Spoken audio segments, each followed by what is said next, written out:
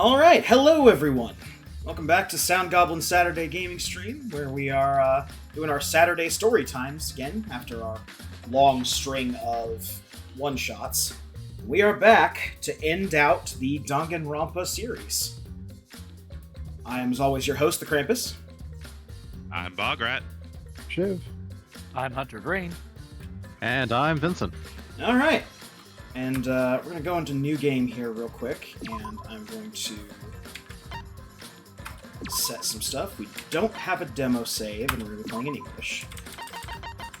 We turn down the music before I continue our introduction. As usual, Danganronpa is hellaciously loud. It is, yes. Doing some settings based on the previous test that I did. Alright, so this is, as of right now, one of the last games in the Danganronpa series. There was a recent re-release that added the extra games from this one as a standalone product, and expanded on them a little bit, but this is the last mainline entry into the Danganronpa series. We are unlikely to get any more, since the guy responsible for Danganronpa is no longer with Spike Chunsoft. Yes, he has moved on to other projects. Probably for our story times, if we continue this, I will bring up some of the other works that he's done, because he did go on to make some visual novels and adventure-style games after this, which I think are interesting enough to warrant talking about in their own right. Oh, sorry, go ahead. I was going to say also, this is one of the biggest games that NIS America has ever localized. To quote from an article, or at least to paraphrase from the article, it has over 400 pages of text, 2.4 million Japanese characters, 96,000 English lines, and 12,000 voiced lines. This was all the Danganronpa games released on Vita first, and then released on other things later, or at least had a Vita release. This is the first game in the series that they couldn't fit the English and Japanese localizations at the same time on. There just wasn't any storage space left for it. This game is very big and not always to its credit, but we'll get into that. Hunter, you had a thing you wanted to say? I was going to ask if author had moved on to do World's End Club, but Googling that, no, that was the guy who did Zero Escape. Yes. Yes. It is notable that the guy who did Zero Escape and the guy who did Danganronpa are friends and did collaborate on a project together called Death Come True.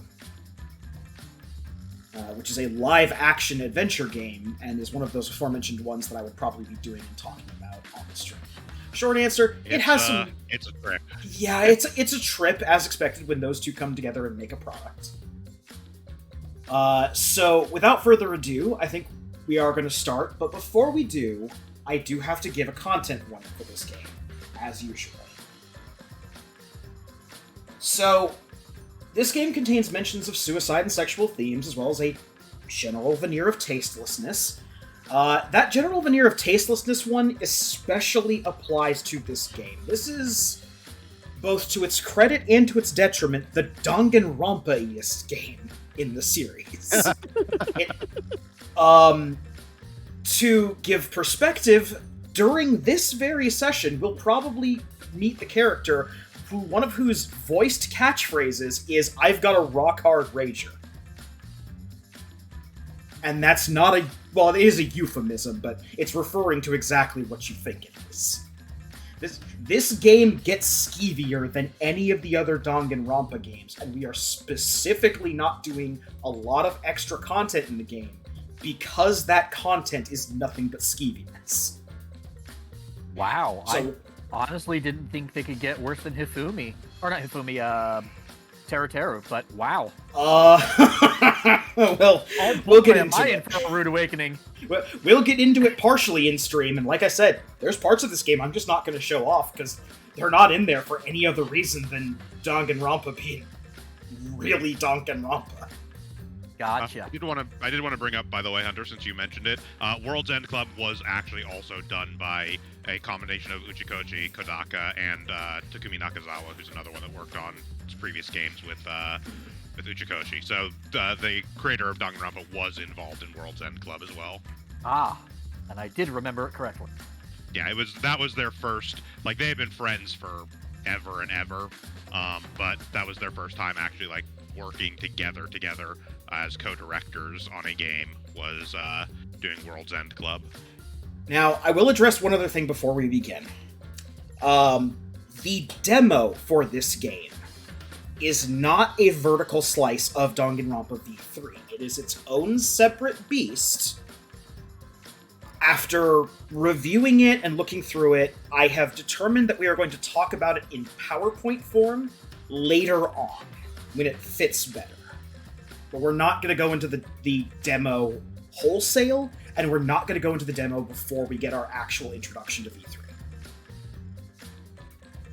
So with that, let us begin a new game. As usual, we'll be playing on mean logic difficulty and normal action difficulty. And with that... Those are words. Yeah. The logic... It just means the puzzles don't give us as many hints, but we have more time and things are more responsive during the actual action sequences. Yeah. As I will fully admit, I'm not good at the action sequence parts of the trials, so I don't want my bad gameplay to hamper our ability to get through a trial. But hey, y'all remember those other games?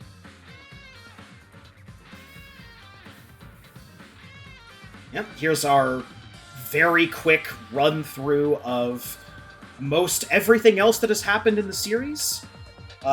This was being developed concurrently with Danganronpa 3, but finished up in time enough that they could include scenes from the anime. Hooray. Zed, don't worry, none of it actually matters to the story of this game.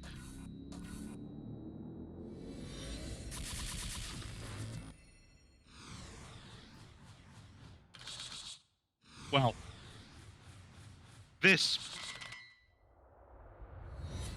I don't necessarily want to say that none of it matters to the story of this game, but this game is not a direct continuation of the Hope's Peak story. Yes. Them calling Danganronpa 3 the end of Hope's Peak Academy is, quite literally, it's the end of Hope's Peak Academy. Yeah. We are dealing with a new set of characters, a new location. Knowing the previous events will help us with some context for stuff, but is not as required as before.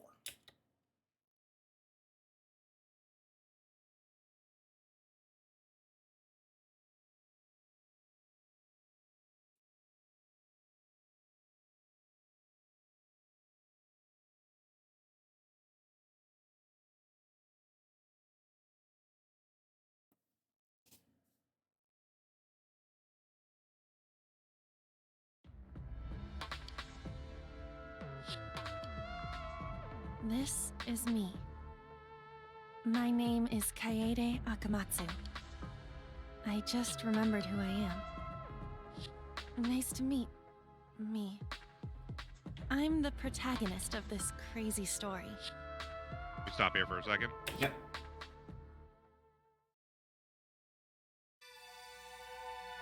So, Kaede Akamatsu here is voiced by Erika Harlacher. She previously was Kyoko Kirigiri in basically all the other games. She was not in the anime because, again, as I mentioned when we were kind of going through the anime stuff, most of the game voice actors were not in the anime. It's all kind of weird SAG union rules and stuff like that. But yeah, we obviously talked about her a bit way back when we were going through Danganronpa 1. But some of her other career highlights, she is the voice of Kurapika in Hunter x Hunter. She is Ami Kawashima in Toradora. And she's also in Sword Art Online, but we won't hold that against her. And for video game credits, she's also the voice of Ann Takamaki in Persona 5. She was also in D4, Dark Dreams Don't Die, simultaneously one of Krampus and my favorite games and one of our greatest disappointments that we will never get more of it. Yep. So one thing I would like to bring up while we're talking about voice actors.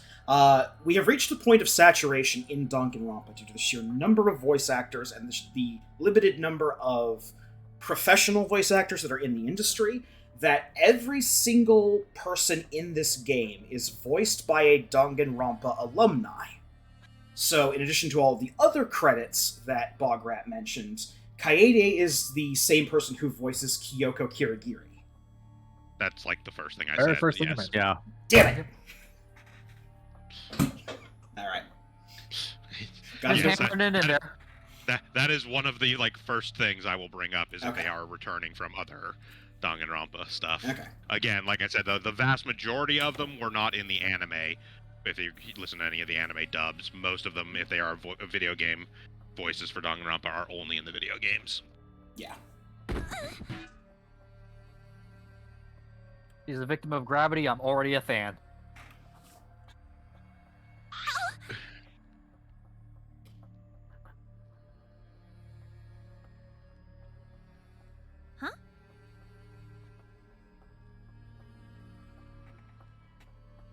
Now, we do get this very comic book / manga style paneling, rather than just having the static characters up on the screen.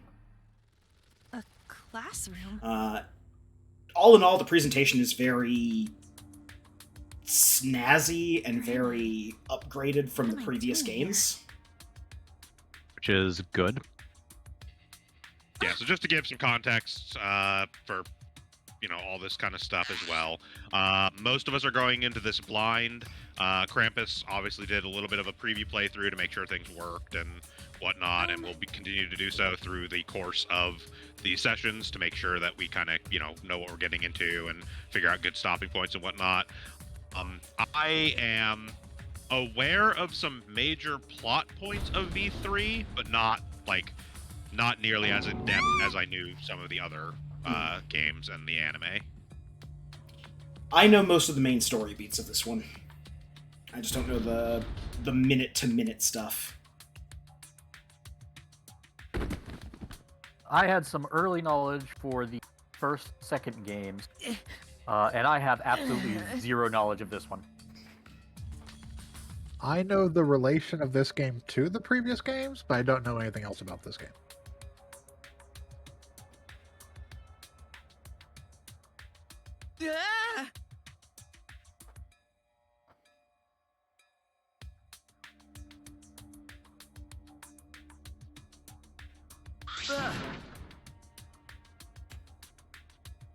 Huh?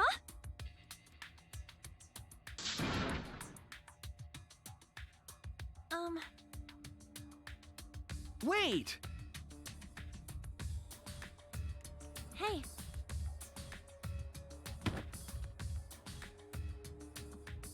You know? Huh?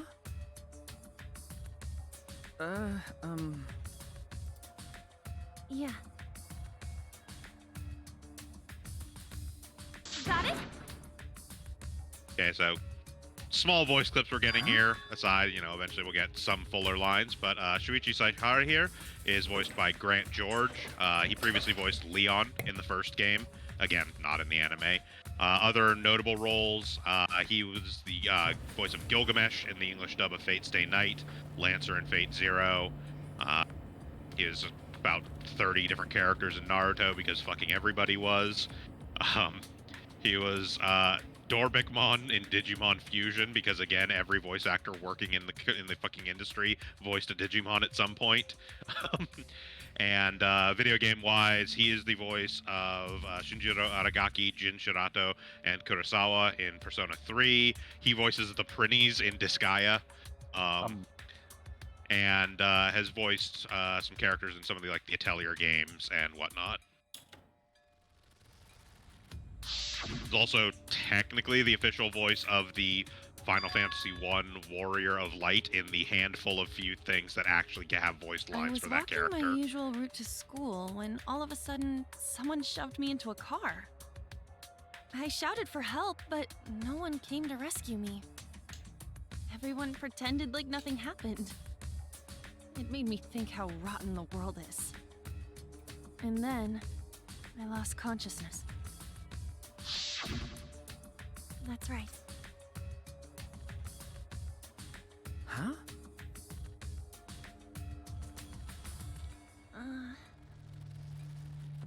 Jeez.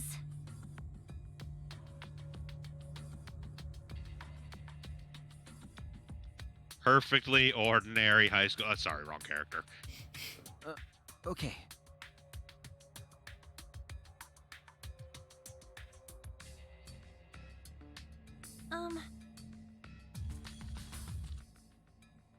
Not that it's going to be relevant to our playthrough at all, by the way, but the Japanese voice for Shuichi is Megumi Hayashibara, because of course it fucking is. Ah. It's a teenage boy. I mean, is she known for voicing a lot of teenage boys? Oh yeah. Like almost all And, the characters I can think of, like a with million one other exception of female. characters. Yeah. Yeah, no, she's done a lot of them. Huh. I mean, you do a lot of voices when you're one of the most prolific voice actors of all time. Yeah. Yeah. Has to be easy to get work.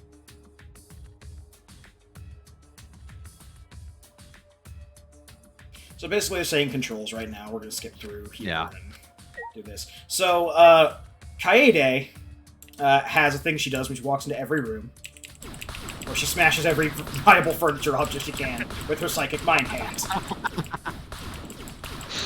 As you can see, this is how we get our Monokuma coins in this Yes. game. And it is no longer the lightly shake things and Monokuma coins might pop out. It is destroy all furniture that's not bolted to the walls. Yes. I mean, how else are you gonna find them? The hitbox for this is awful. The things sometimes take multiple smashes. You can get 1 or 2 Monokuma coins per smash. Yeah, as you can see there, sometimes if you hit things a second time, a second coin will pop out of it. Yep. Okay, so now that we've done that, we'll then return the room exactly as it was, having spent our rage. We also get detective vision to look at stuff. Helps us highlight objects of interest in Yeah. the room and not just stuff to smash for Monokuma coins. Yeah, especially when the room is just filled to the brim with stuff, like certain rooms are. It can be really helpful to just highlight what's important. Spoilers, in case I don't know you weren't paying attention to what fucking series this is, Monokuma will be appearing. What? No.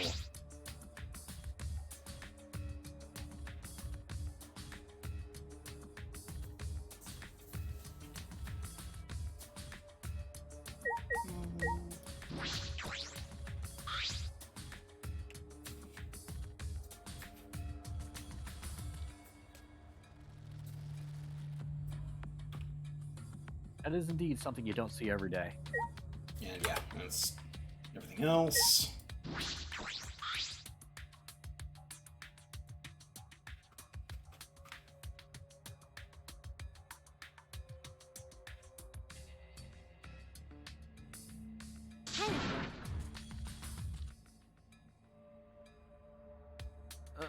Okay.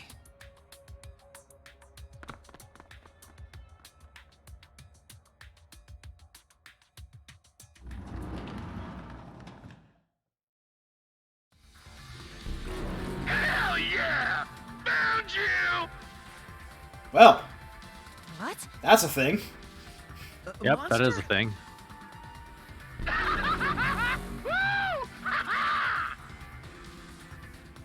This is bad.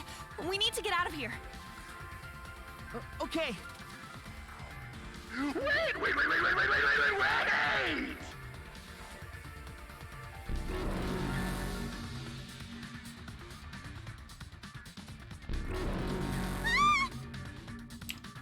Ah.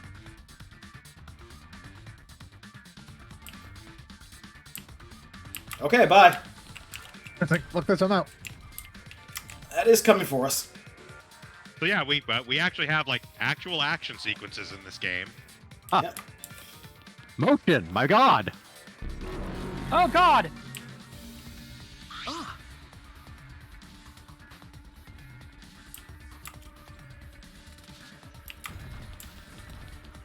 I mean, honestly, you do kind of have to try to lose these, but Yep.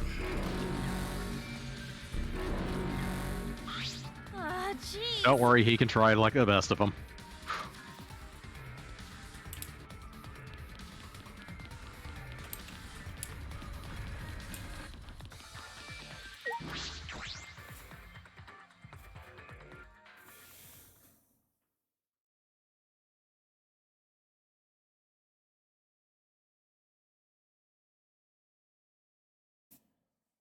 Oh, more people have arrived. Huh? Did you all get chased by that monster too? Oh, yeah. large boy. What It's large, are they? large boy. What do they want with us? We will get proper introductions to all these characters. Do you want me to check later. on what's happening? Yeah. You can't! It's too dangerous out there! It's likely that monster still lurks nearby. Wait!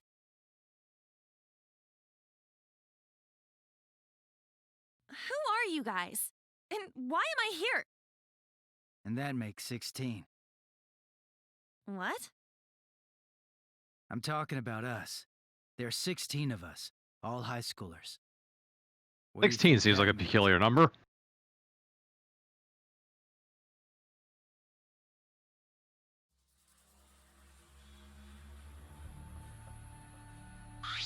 Oh.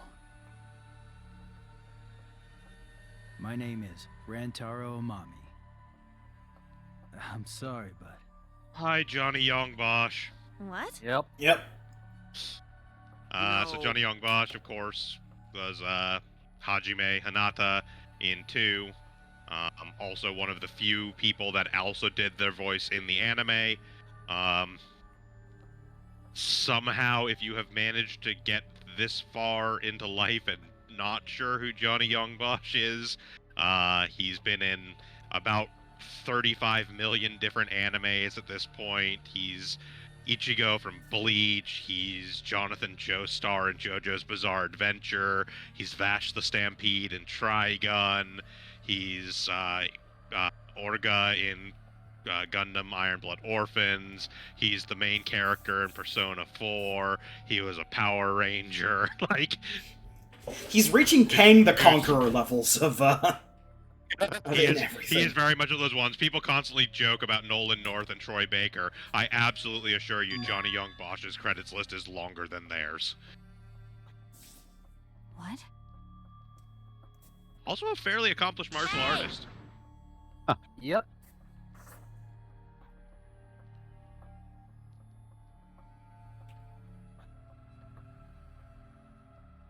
Okie dokie.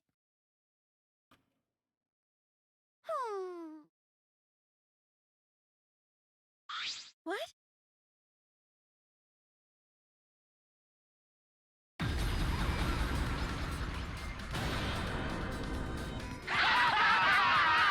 Thanks for bearing with us! Get used to that shit. Are you serious? Ah! And that's that. Huh? Hell yeah!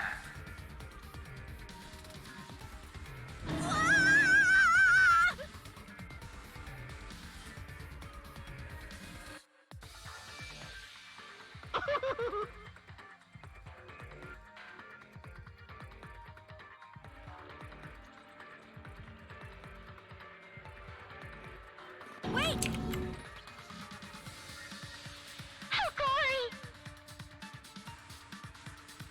Well,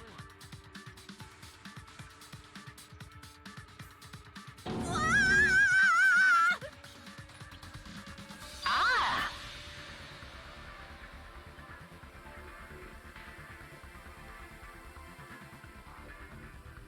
What are you saying? Ah!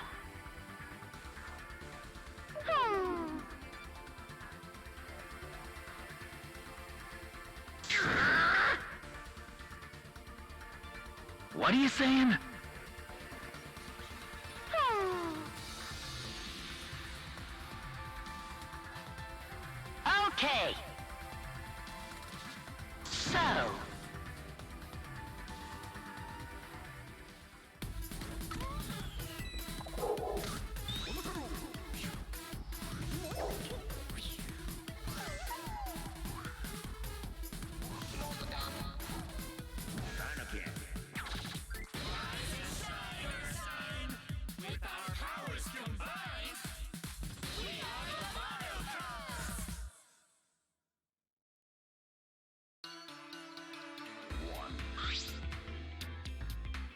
Get the model.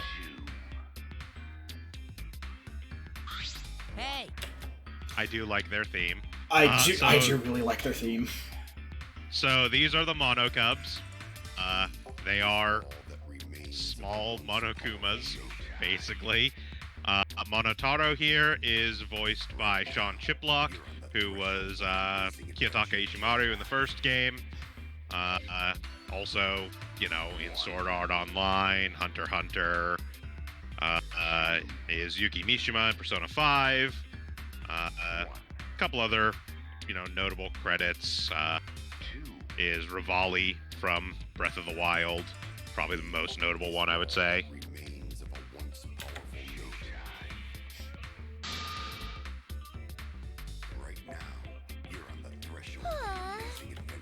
This is Monophony. Monophony is voiced by Natalie Hoover. That was Sonya. Again, one of the few that actually, like one of the 50% or so that returned for the anime to do their voice. She is also in Keijo. She was in the clear card arc for Card Captor Sakura as Tomoyo. Hasn't actually done a whole lot of other video game work. Is one of the voices of one of the characters in like Paladins of all things, but it's honestly kind of about it. Anime-wise, mostly has done some sort of secondary or background characters. Nothing else I can really even think of to bring up, honestly.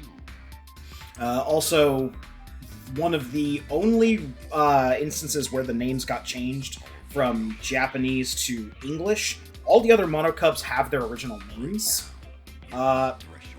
Monophony changed from Monofunny, Funny, in what I think is a really good bit of localization. You guys ready? So, Mono Kid here is Patrick Sates. This is Nekomaru from Danganronpa 2. Also Frankie from One Piece, Luke Valentine in Hellsing, Dio in JoJo's Bizarre Adventure, is Todoroki, Enji Todoroki in My Hero Academia. Video game-wise, is the voice of Bob in the Tekken games, is Garrosh Hellscream and Arthas Menethil in World of Warcraft.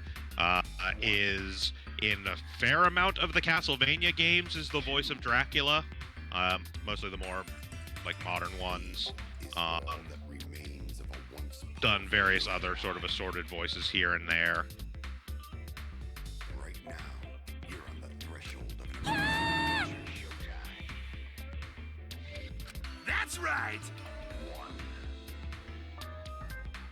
Hey, Monosuke, this is Brian Beacock. This is the same person who voices actual Monokuma. I don't even feel like we need to fucking go into it. We've talked about Monokuma probably more than any other voice actor. You know, Brian Beacock more than any other voice actor in this fucking series. If you don't know by now, you're not paying attention. Yeah. what?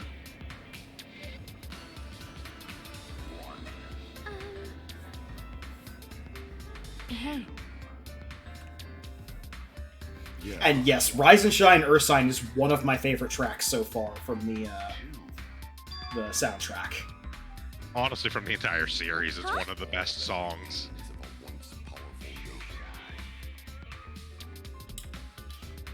This is Monodam. He doesn't really get voice lines a lot. When he does, he's voiced by Jason Wishnov, who is Byakuya and air quotes Byakuya. Hasn't really done a whole lot of voice work because it's not actually his like primary job. He's actually like the CEO of a company of Iridium Studios specifically, which they put out some pretty cool games. I highly recommend checking out Before the Echo and There Came an Echo.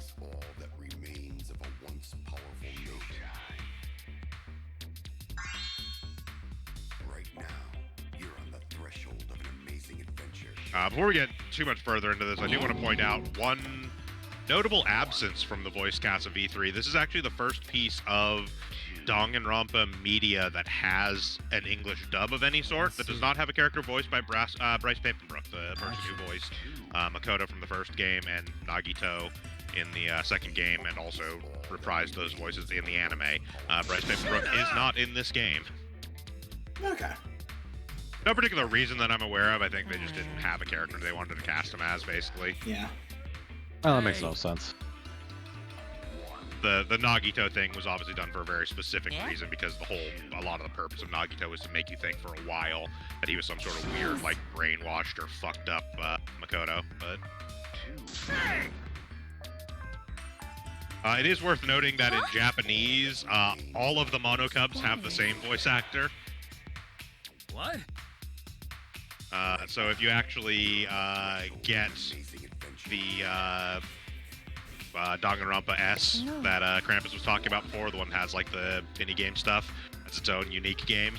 The only actual like voice change option is between having the like original Monokuma voice stuff or the follow-up Monokuma voice stuff, specifically because they are all the same voice actor in Japan, though not the same voice actress as Monokuma.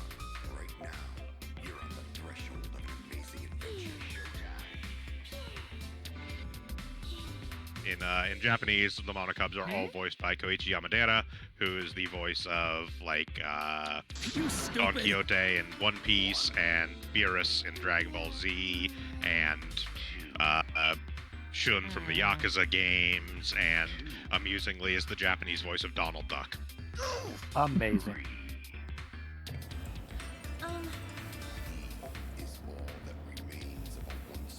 Who cares?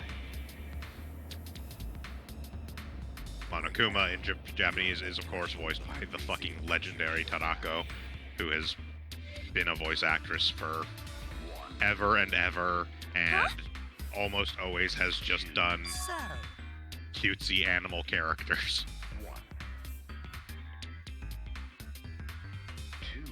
Except for the one time she plays a psychopathic girl child. Oh well.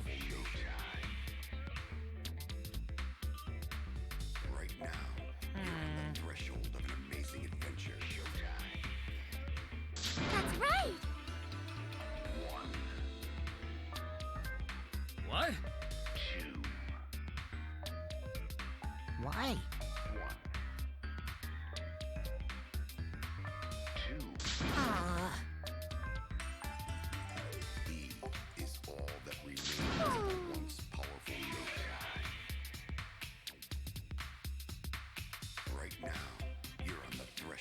Oh well.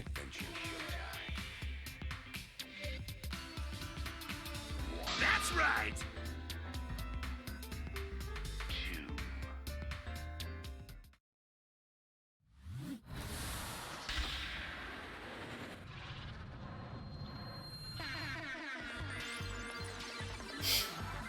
Complete. Air horns, we have LG Gaming now. I was gonna say, complete with, unironic air horns. Yes, and we do get a magical girl outfit transformation sequence here. Transform from one schoolgirl outfit to a different schoolgirl outfit. There are some slight accents to it to denote things. Yeah, I'm guessing Yes. she's music inspired of some sort. Huh? So... Hell yeah!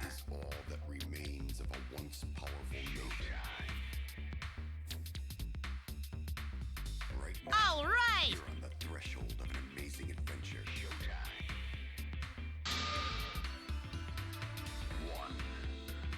So long, farewell!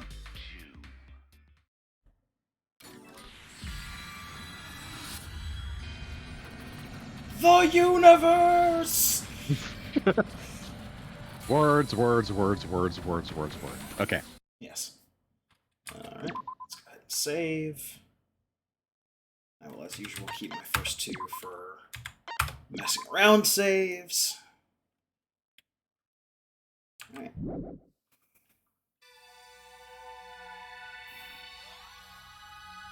Ultimate Revival. Ultimate Revival. Yeah, so this time around, our character's amnesia even extends to not remembering what their talents were initially. Once again, coming out of a locker. Well, yeah, where do you think they sleep? Yeah.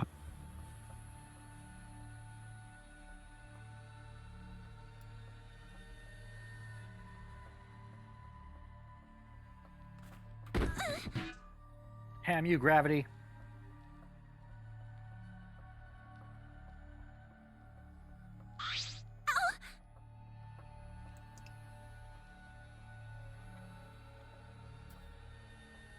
Huh?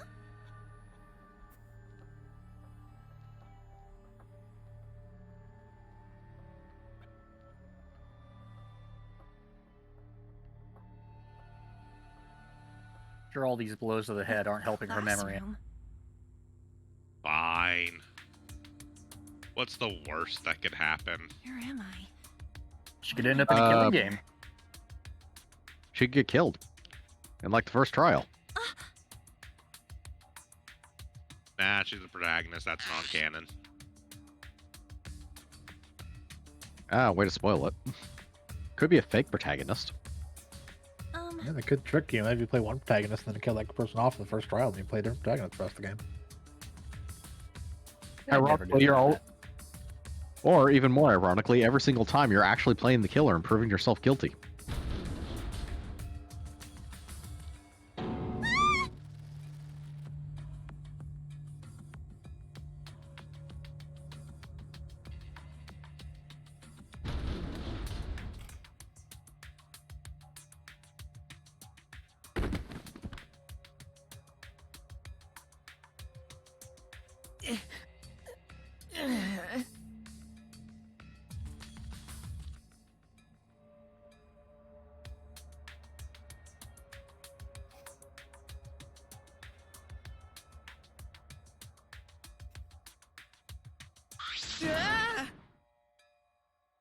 Jeez. Huh?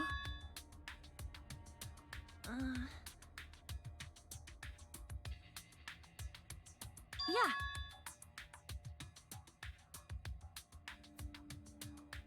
Yeah, that's right.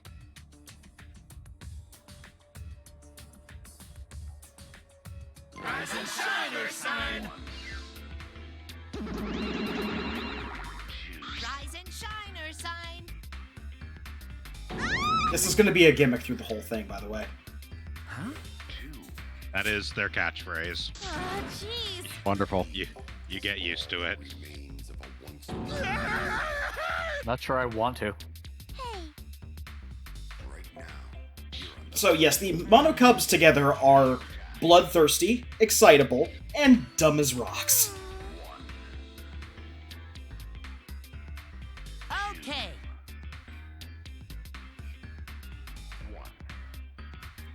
Huh?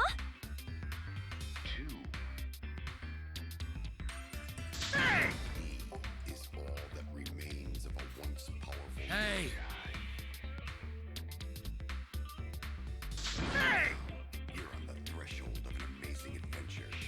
Ah, man. Oh,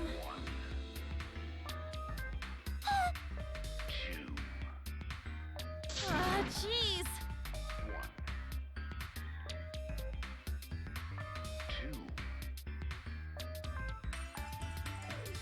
Yay!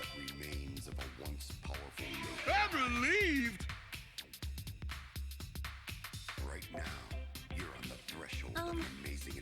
Thank you, Monodam. Okay. He's the most straightforward of them all. Also the most intelligent. Ranger. If only because he can't go into negatives. Hey! Challenge accepted.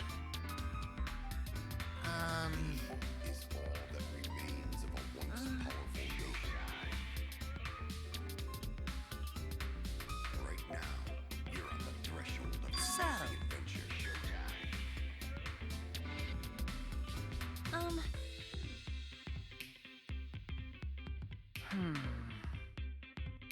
So it was named by somebody who's bad at naming things.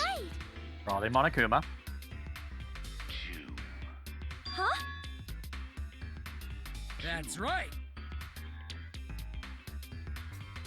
Huh? Well, is all that remains of a once powerful nation. Actually, It's like the Avengers Initiative. Maybe like the Ultimate Avengers. I mean, they were just called the Ultimate. Yeah. Yeah. And I had mostly put them out of my brain. Thank you for bringing that back. You're You can never welcome. forget Ultimatum. Not allowed. that's right. In a related note, do you need some rum? Like lots of it. Hell yeah! I've got vodka.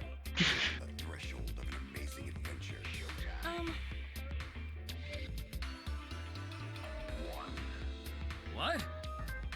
But yeah, you need alcohol to dull the pain from the fact that your brain matter is spread across the entire surface of your body just subcutaneously. And that's why you're an alcoholic, not because it's just a character flaw. Ultimate Iron Man is stupid. Most things in that setting. Well, Unsurprisingly, most of the actual good stuff came from just Ultimate Spider-Man. Yes, because Ultimate Spider-Man is the only one who decided that not every single superhero should also be an incredible raging asshole. Yes. shoot.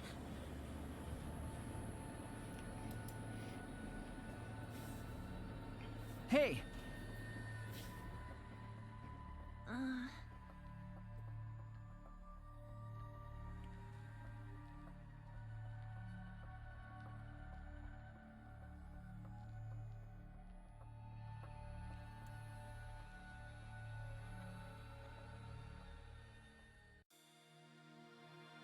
Okay, well, you know what happens when we, Oh, never mind. You hazard when I click out and click back in. Yep. Ah. Here's something you don't see every LCD day, platform. not like yesterday. I destroy this classroom. I will quite literally leave no stone unturned. No stones. So the main reason we're doing this, in addition to getting mono coins, is because each mono coin we get also increases our level, which you can see at the top right. Our level directly correlates to the number of skills that we can. I.e., each skill takes a certain number of points, and we can only equip points, equip skills equal to the point costs of our level. I mean, also the mono coins are just useful because, again, this game still has the whole, like, gift thing and vending machines, etc. Yep, that's all here as well. Alright, so now we've ripped this room apart. Hey, okay. Yes. Ultimate student. I'm Say, is he the ultimate Shuichi nerd? Sahara. They called me the ultimate detective, but Wow, that was quick. I was kind of hoping that there'd be a butt after Ultimate Detective. I mean, he has the appearance of Ultimate Detective, so it makes sense. Yeah. The Ultimate Detective probably has a butt.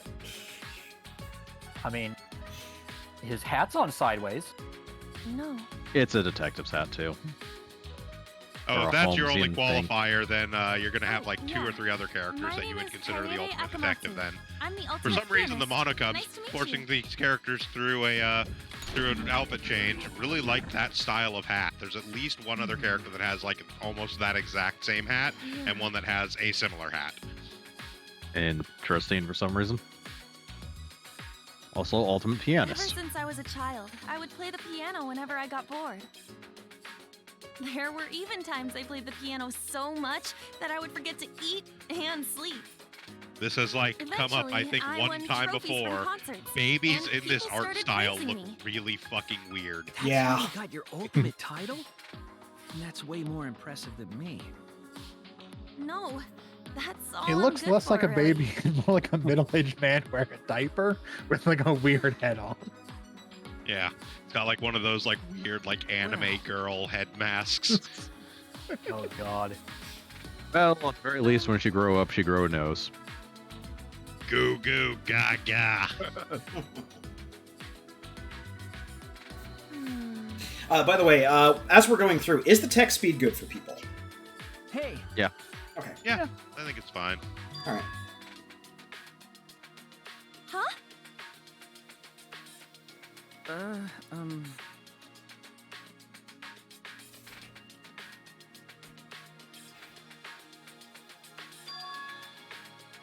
We might want to turn it down like one notch at some point. Yeah, because not all our, I noticed not when all of our no viewers might read as fast as we do. Yeah, I did notice that I accidentally put it one higher than I was supposed to in the options menu, but we don't get access to the options menu again until shortly after this cutscene. So. Oh, Cerebro. What happened? No.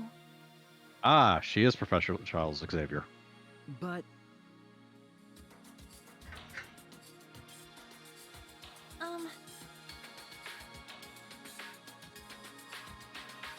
Right?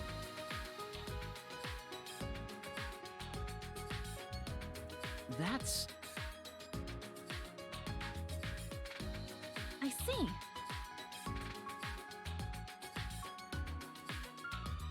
Oh, right. Find a way out. Turn around, walk to the door. You found it! You're right. Yay! Hey, we got a friendship fragment. You leveled up too.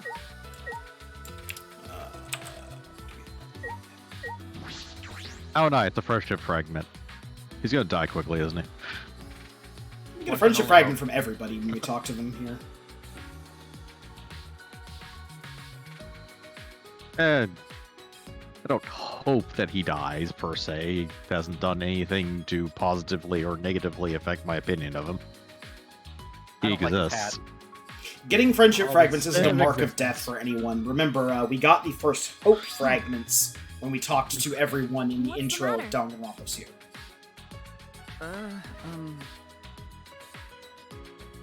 Yeah, it pretty much means like, congratulations, Remember. you learned their fucking name. So if we never learn their name, do they just have question mark for the rest of the game? There is no situation in this game in which you would not talk to everybody at least once. I kind of figured. They go out of their way to make sure that you talk to everybody in this opening part and get everybody's name and weird facts about them. We spent time and hours designing these characters, and we're going to rub your face in them. Yep. So they're basically saying you can open the monopad, you have report cards, you can level up, your skill slots and skills, yeah. And save and load from the handbook, so whatever. Alright, so... Do you want to change that message speed? I do want to change that message speed, thank you for reminding me. Welcome. Here's our new handbook.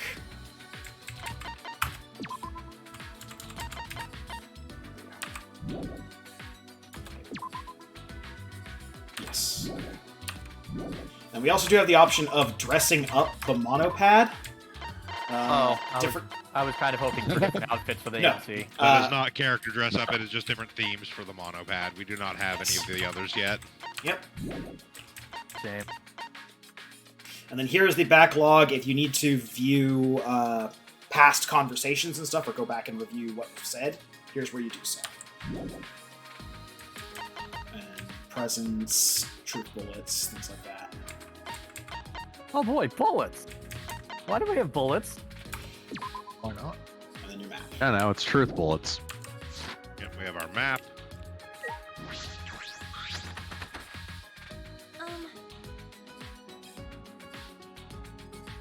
You're right. Like the other protagonist, it's an abstraction that only makes sense in the protagonist's mind. Oh, trust me, compared to the abstractions in the other games, there's something deeply wrong with this game. We'll get to that. The mini games in this one are a stretch. True, it was made for her. Rise and shine, Ursine! Well, that was fast. Rise and shine, Ursine! They're going to be everywhere in this first chapter. Actually, we're not even in the first chapter. We're still in the prologue. Hey. Yeah. Ah! He is all that remains of a once powerful nation. You stupid! You're on the threshold of an amazing adventure.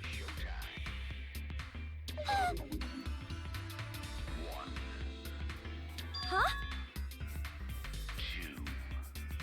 Yay!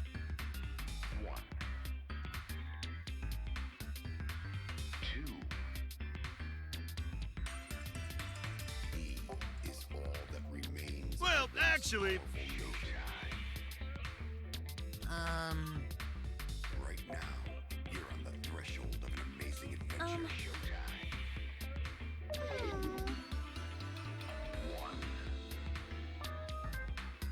It is a good thing that Rise and Shine Ursine is such a good song, because you're going to hear it a hell you lot in the beginning of saying? the game. Yep. He is all that Hey! remains of a once powerful nation. Right now, you're on the Or threshold of damn. an amazing adventure. Um,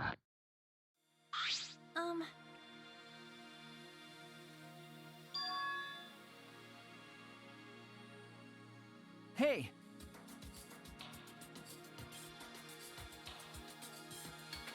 hmm.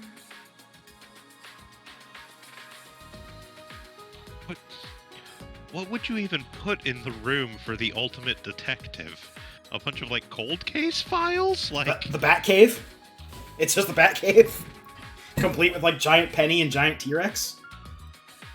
No. See, the entire school is his room, but Well- the actual case to solve is to find his room. This one's more based on Sherlock Holmes, so I would go with a shit ton of cocaine. cocaine and violins. Yep.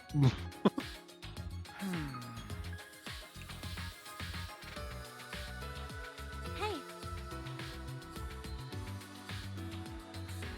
no.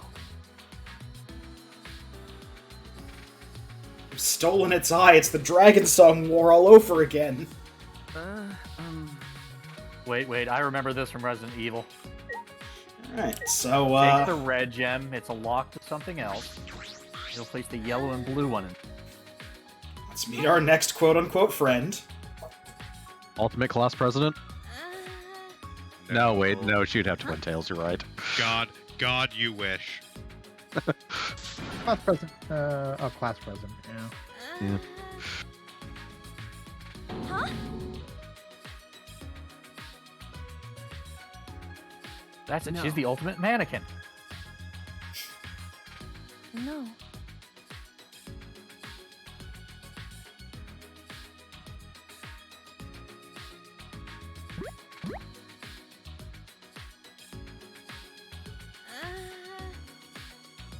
Huh?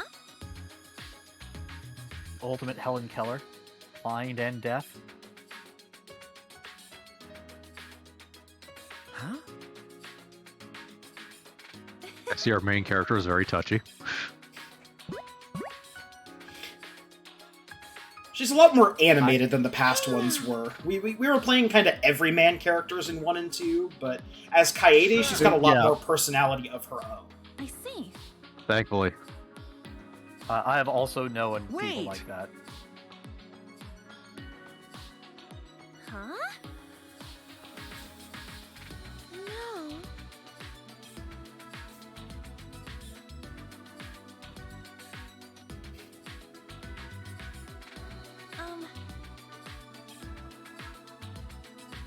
But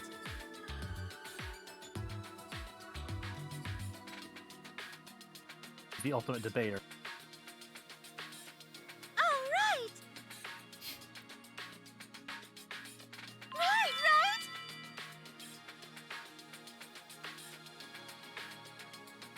You know,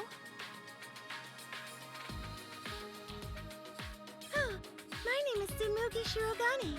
I'm the ultimate cosplayer. Well, that is Okay. really hard to visually represent now that I think about it. Oh, they'll find ways. Yeah. So Tsumugi Shinogane here is voiced by Dorothy Elias Fawn. She was Sayaka and Chihiro in the first game, as well as the brief one line we got from Naegi's mother. Obviously, also the voice of Alter Ego, since she is the voice of Chihiro. Other things, she's the English voice of Meryl Strife in Trigun, Kamiya Kaoru in Rurouni Kenshin. She was Tai's mom in the Digimon movie. Video game-wise, she's CyberConnect 2 from the Neptunia games. She is Nar, I think is that character's name from League of Legends. I don't know. I don't play MOBAs. And is Mercedes from Fire Emblem Three Houses.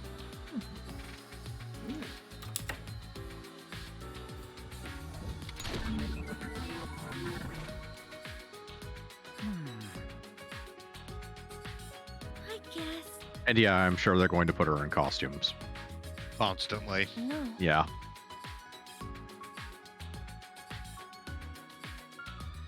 I see.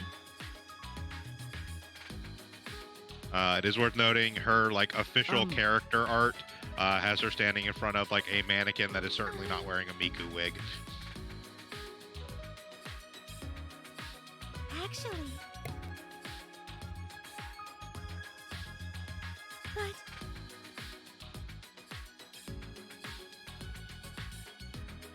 You're right.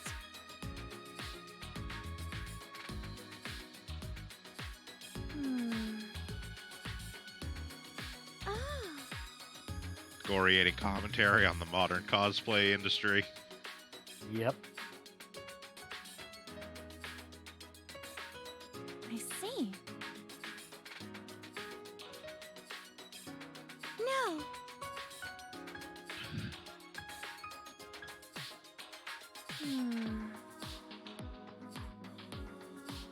They especially crowd around her when she wears a panda costume at a zoo.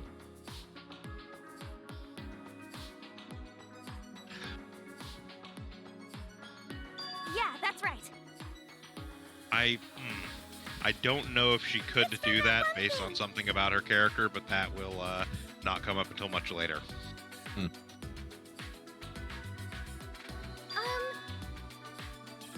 The idea of a panda costume deeply offends her because she is in fact a panda. Way to spoil it. Zip. Da, da, da, da, da, da, da, da, da, da. She is in fact a broom.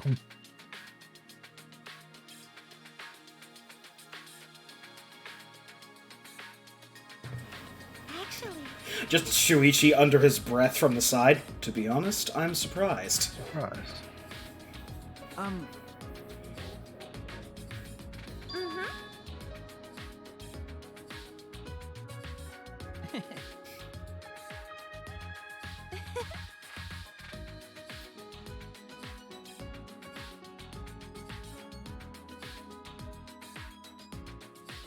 I see.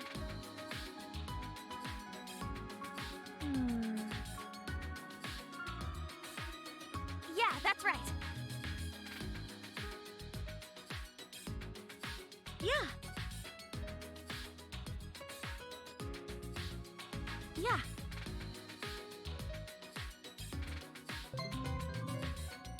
We got a friendship fragment. So, You learned my name. Take this crystal. yeah. So as we go on, we will get report cards for people. Which includes more information than you want. I'm gonna let you know right now. Tsumugi's report card here is one of the most normal. Or at least one of the most expected for the character. She likes Ava foam, she dislikes disorderly cues, she's the ultimate cosplayer. Taller than I thought she'd be. There's a bunch of weirdos at this school. Well, that's different at least. The bars and barbed wire actually are kind of a nice visual change in a strange way. We actually get some daylight in here. Hello, I'm gonna go with Scorpio cancel. How's it going?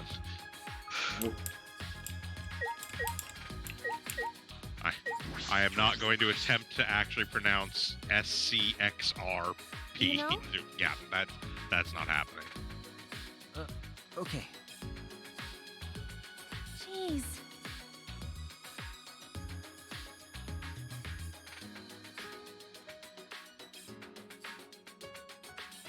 Sorry. And I also doubt there'd be an extra how that side of the building. Restrooms. Blasphemy. Yeah.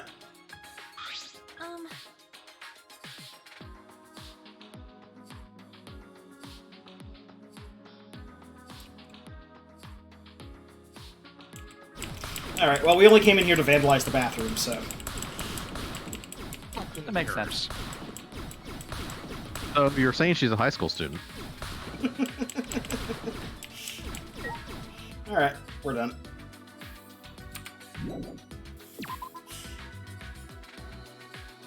I heard a lot of banging and crashing coming from in there. Are you okay? Venting frustrations. We're also gonna need a broom. Oh, what a coincidence! I'm a broom. I'll go get some Oogie. Huh?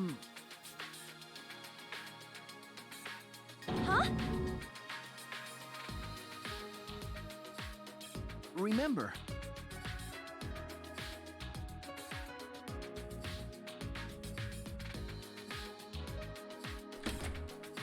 Get the sound effects of stuff being.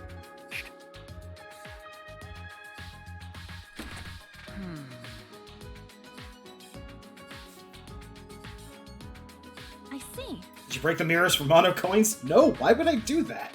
What are mono coins? Don't worry about it. By the way, let me get in there. Smash, smash, smash. Okay. If you're not properly looting the place, we can't have you lead the way. We have this weird closed-off courtyard session. Yeah, we had to block it off ever since the incident. Ever since the incident.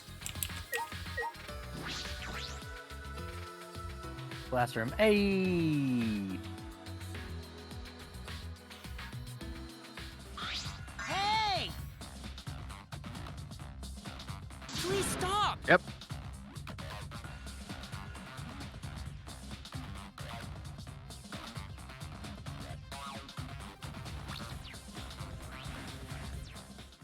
About 5 seconds from having enough of these characters already. Don't mind me, I'm just with facilities, we're renovating. In fairness, one of these characters is the closest to a character I actually like in this entire game, so...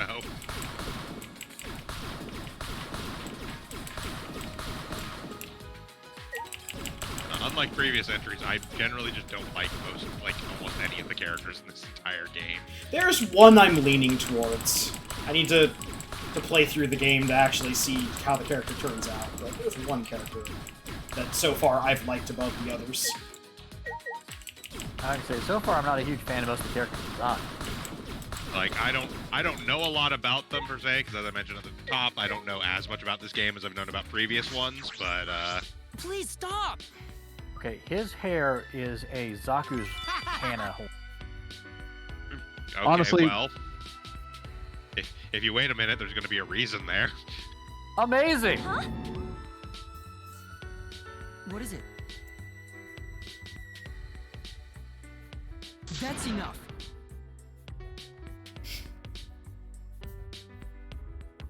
Hey, I mean, sure, but robots don't have rights, so No. good luck with that. Maybe they do in this world. Fucking Please robophobe. stop!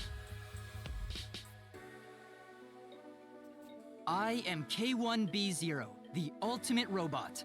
But please, address The me as ultimate Kibo. robot. Yep, so Kibo here is voiced by Lucian Dodge. That was the English voice actor for Hifumi back in the first game. But playing like an actual, not horrific character this time around. Yep. Lucian Dodge also voiced Shino in Iron Blood Orphans. Is the English voice for Amuro Ray in the Gundam The Origin stuff. Was in Bleach as Yukio Hana, I can never get the last name right, Vorlberna or whatever. was Lord Elmaloy II in Fate Stay Night Unlimited Blade Works. Has done some voices in Hunter x Hunter, Kill la Kill, some other stuff as well. Video game wise, probably most notably, realistically, is Lee Dion in the more recent like Dynasty Warriors stuff. Some minor voices here and there in stuff as Felix in Fire Emblem Three Houses. A lot of like background secondary characters essentially.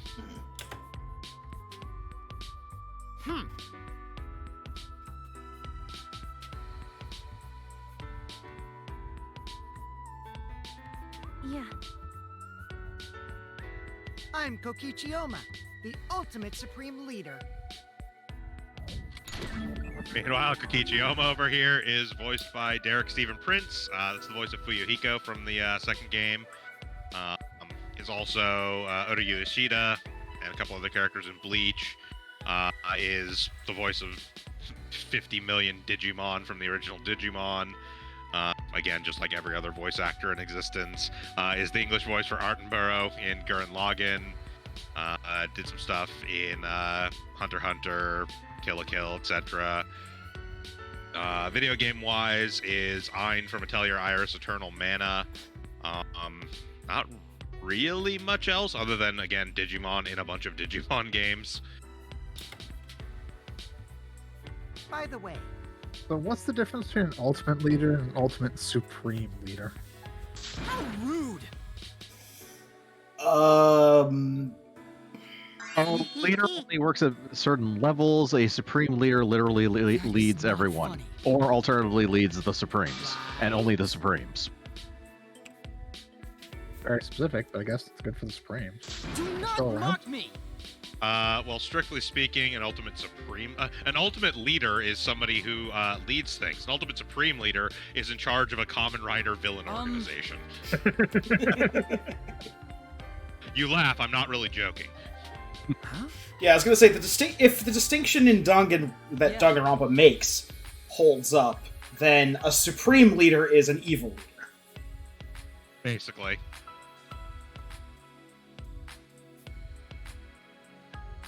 So he's an ultimate El Presidente. Given that, again, official character art for the character literally has him with a shocker mask on top of his head.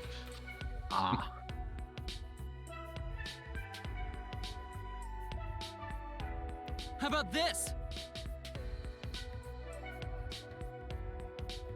Hey, I love that blunt line. Just, what? Well then, okay.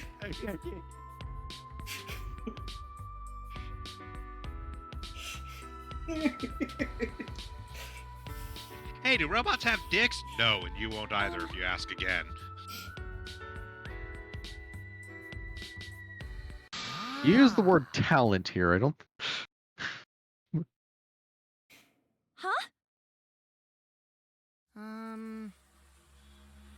Yeah, Oma is just a fucking Toku villain. because I'm a liar.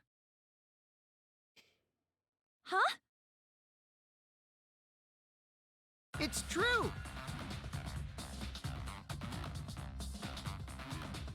Jeez.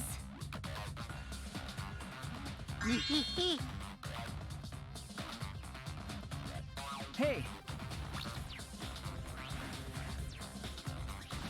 Ah.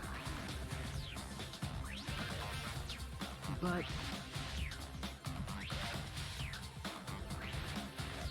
Maybe.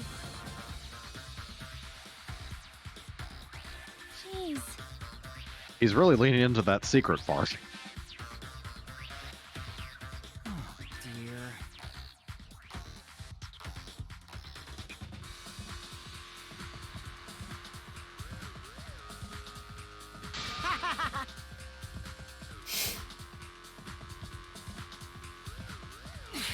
Ow. You mad? I can't. Oh.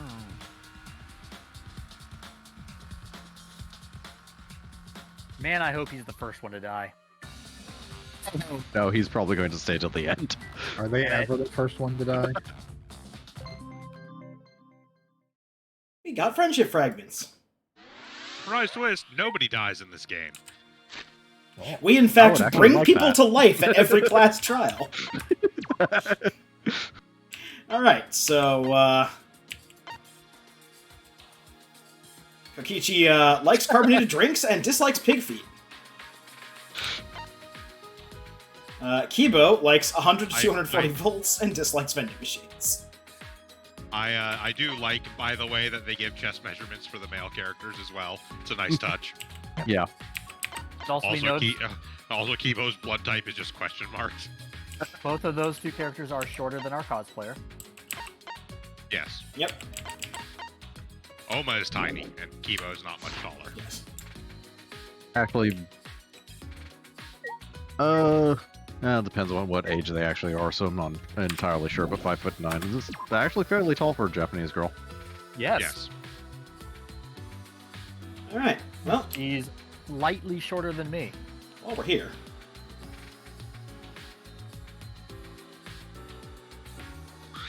Shuichi.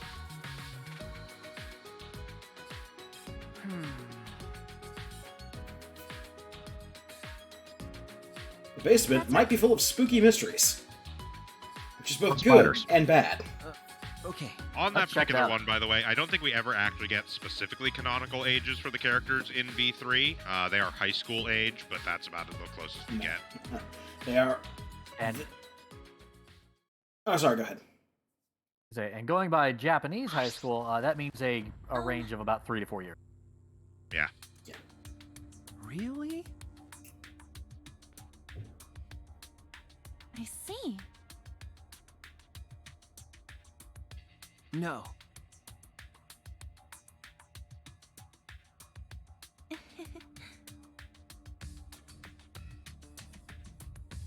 Right? Okay.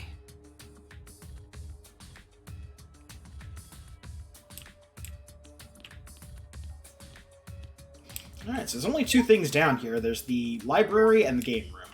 So we'll start with the library first.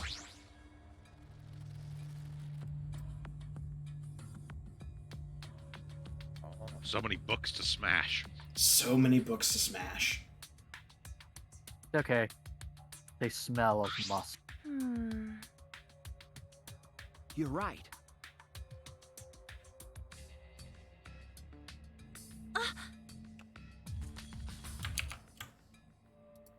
No.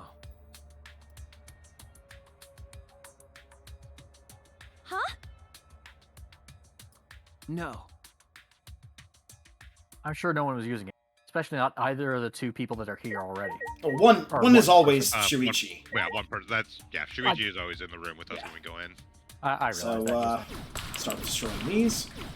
Interesting factoid about the book piles here. Certain ones you can actually see, like, covers of books on the actual graphics themselves. All the ones that are somewhat legible are the books that the girls talk about when you find them in Ultra Despair books. Yes! They are specifically Spiritual Detective Nicopi, Mastering Disappointment, Unstoppable Man, Billy Milligan Royale, and Pure Family Companion.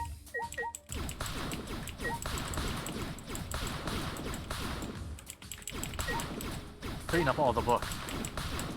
Alright, this library is clean. Let's first talk with this person. Hey. Okay.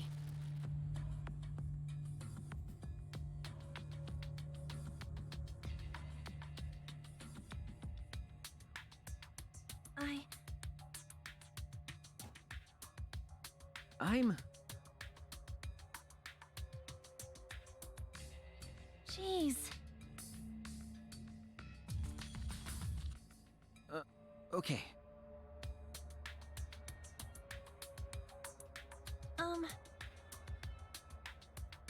Maki Harakawa, Ultimate Child Caregiver. Maki here is voiced by Erica Mendez. previously she voiced Nagisa in Ultra Despair Girls and the Danganronpa 3 anime. Other notable voice credits: the English voice actor for Ryoko Matoi from Kill la Kill, Gone Freaks from Hunter x Hunter, is Sailor Uranus in, I believe, the more recent Sailor Moon stuff. I don't know if she's the voice from the original Beak stuff, though that is possible. It's sometimes hard to separate because they all just get listed as Sailor Moon a lot of the times. Is the English voice of Nico Yazawa from Love Live. Video game wise is probably most notable for being Bernadetta from Fire Emblem Three Houses, but has also done a few different fighting game characters, and is actually voiced in quite a number of indie games. And tied to other Sound Goblin projects, she's also the voice actress of Eleanor in Tales of Berseria. Yeah. Okay. That's right. Yeah, it sounds like it.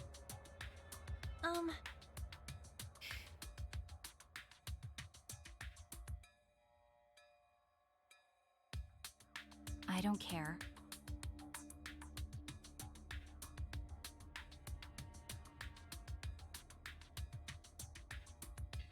Mm-hmm.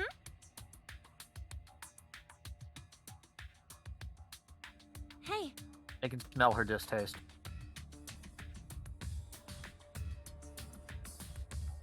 Mm-hmm.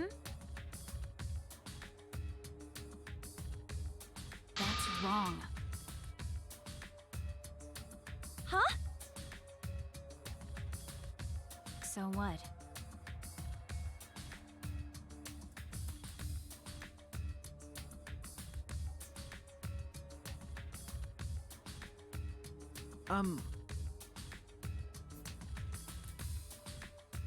Yeah, that's right.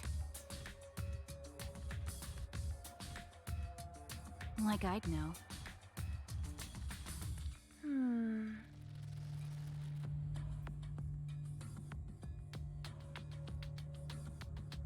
Got a minute?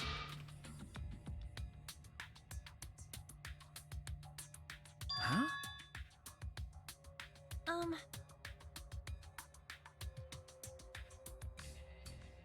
Yeah.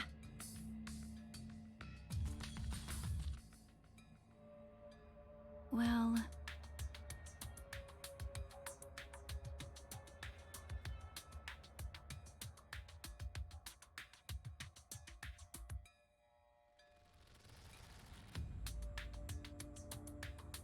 That's not true. What?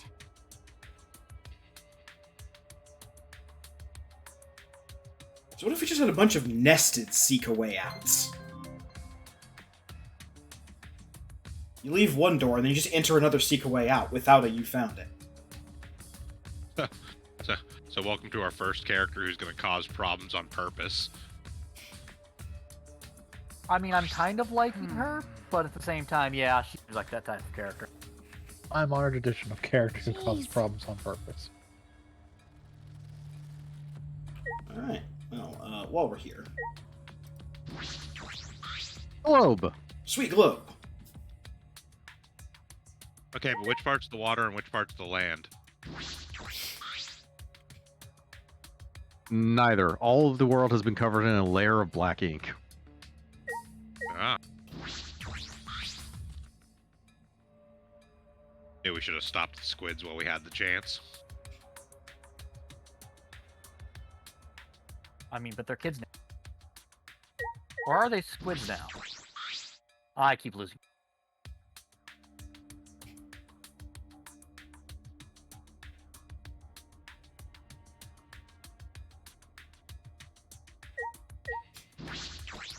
Ink the planet, immediately turn into children, object permanence fails for all humans on the planet simultaneously.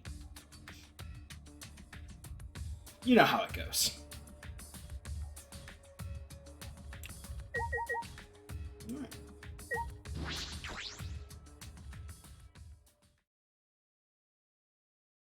And so yeah, there are two entrances and exits to the library. One's over here, one's over there.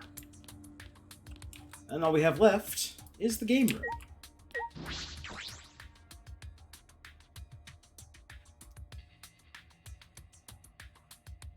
I mean, at least for the basement. All we have left is the game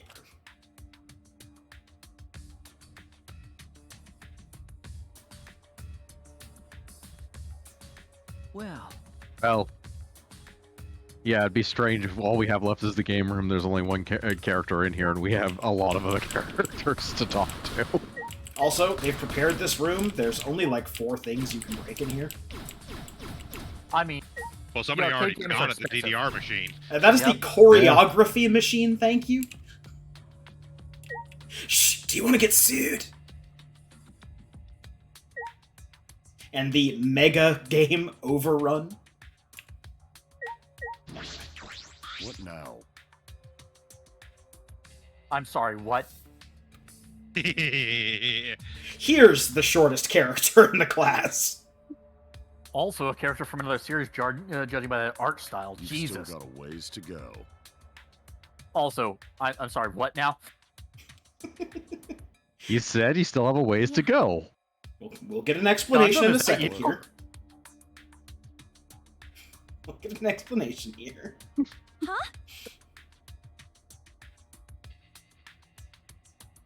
That's an old story. Ryoma Hoshi, the man called the ultimate tennis pro, no longer exists. I'm nothing more than his empty shell. So Ryoma Hoshi is voiced by Chris Tagliaferra, previously voiced Gundam Tanaka in Danganronpa 2, in case you couldn't pick up on that. He is my second favorite character. Again, not actually a whole lot of voice credits for Chris Tagliaferra. Hasn't done a whole lot, but is Silva Zoldyck in Hunter x Hunter and is Muhammad Avdol in Stardust Crusaders. Okay, yeah, I could see that one. Tennis prodigy who single-handedly took down a mafia. Huh? Gotta say, this is very clearly the shitpost character. I'm gonna hang on this for a second, because this is fucking great. This is the level of absurdity I love out of Danganronpa. This man used his tennis skills and an iron ball and murdered all the members of a mafia.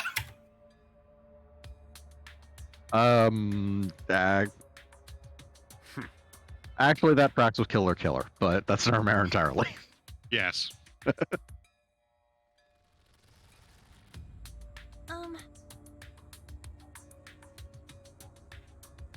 Jeez.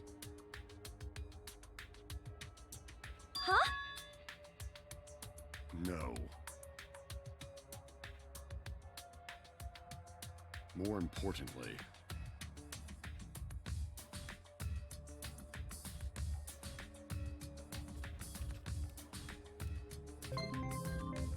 Cool, we got a friendship fragment. From sad, 'cause I'm fairly the certain tennis ball killer.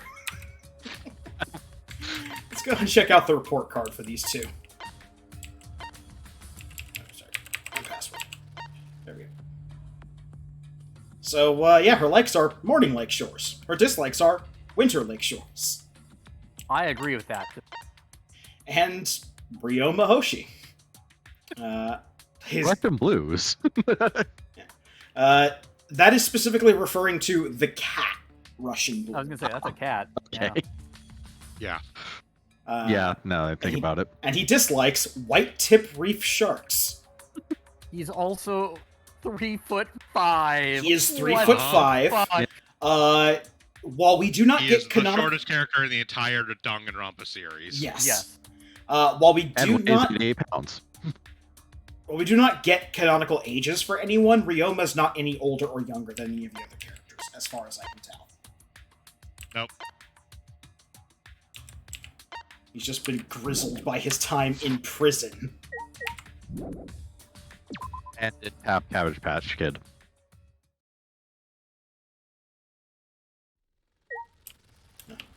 I did forget to look at the door in the back there, but the door in the back just says, ah, there's a door here. It's locked.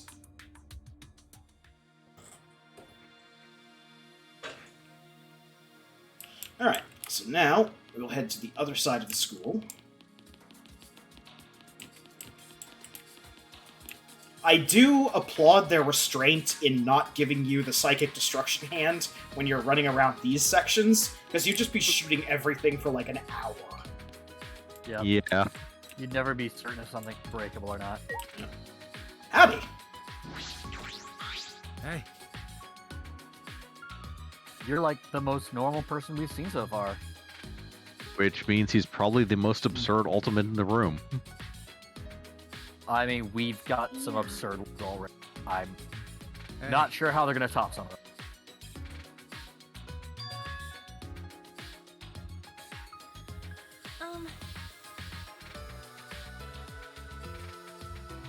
Actually.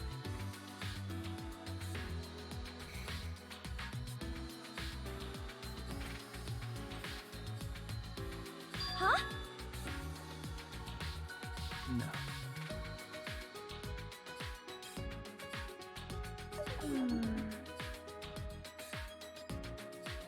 You got me.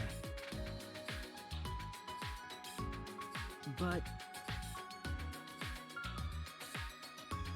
Everyone has amnesia, no one has amnesia.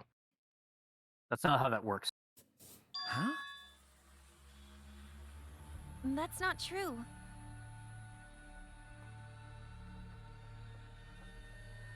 No.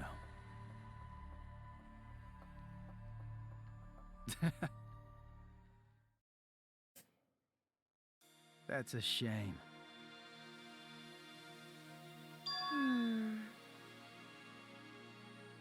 How should I put this?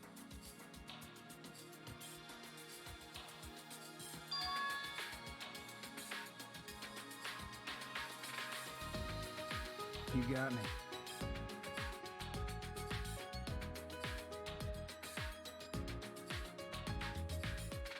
He's the ultimate amnesiac.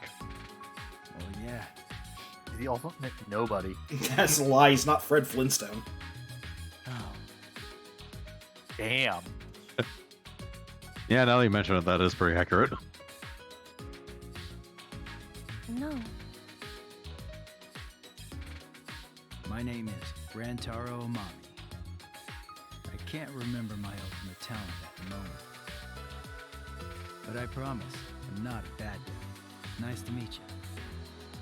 He's totally a bad guy. Ultimate killing Sure, game participant.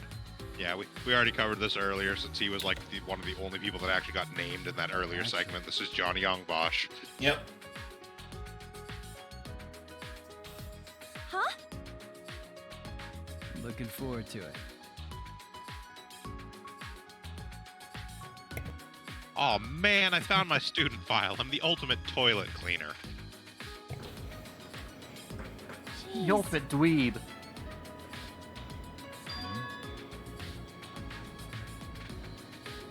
Huh? No.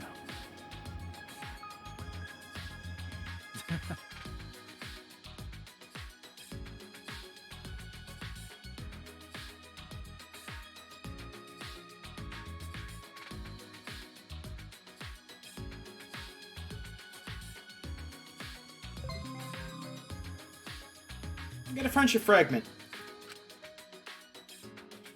So, what kind of things do you think this guy likes and dislikes?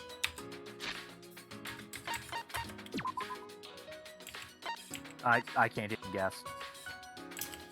Well, he likes extraterritorial rights, and he dislikes cars. Well, okay then.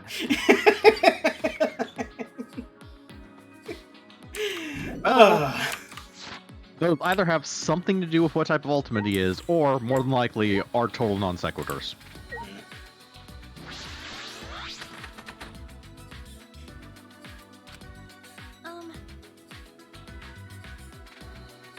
You're right. Locked.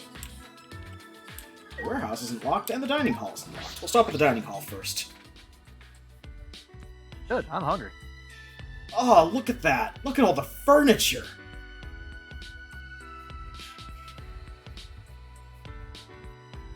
Burn Ultimate the here. witch!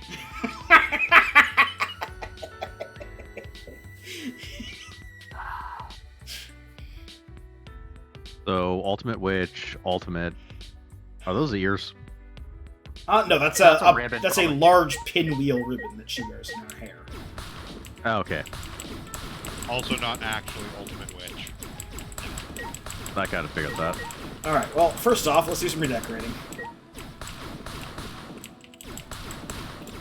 I'm guessing like ultimate Up these chairs. occultist. We eat standing. Cardiovascular health is important. Let's go talk to her first.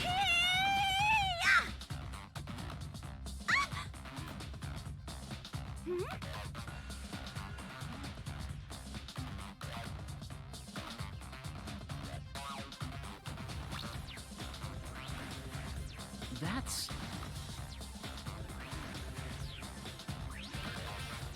Yes!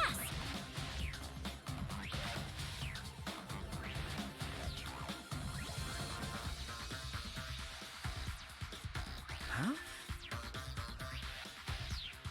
Oh, yes! I'm Tango Chabashira! Yeah! The ultimate Aikido master! Yep, so Tenko is voiced by Julianne Taylor. This is the voice actress for Ibuki Miyota in the second game. Is also the voice of Holly Kujo from JoJo's Bizarre Adventure Stardust Crusaders. Is Ririn in Bleach. Is in like Gargantua on the Virtuous Planet. Is one of the characters from Van Dread. A couple other things like that.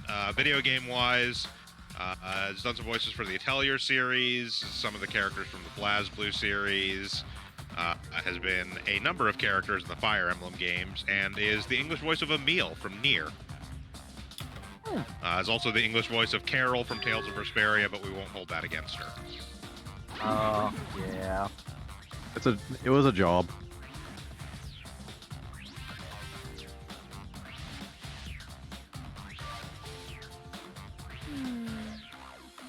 Somebody had to voice the character because editing him entirely out of the game would have been too much work.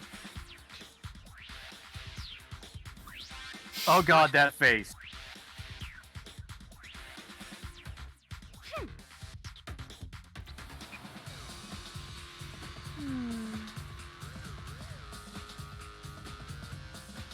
Yes!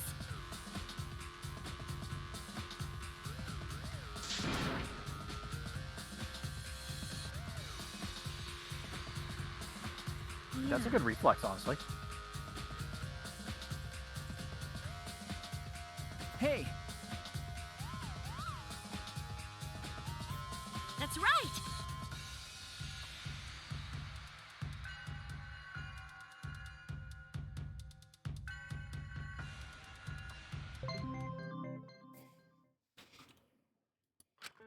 Alright. Got a French fragment from her. Well, that was quick and to the point. Yep.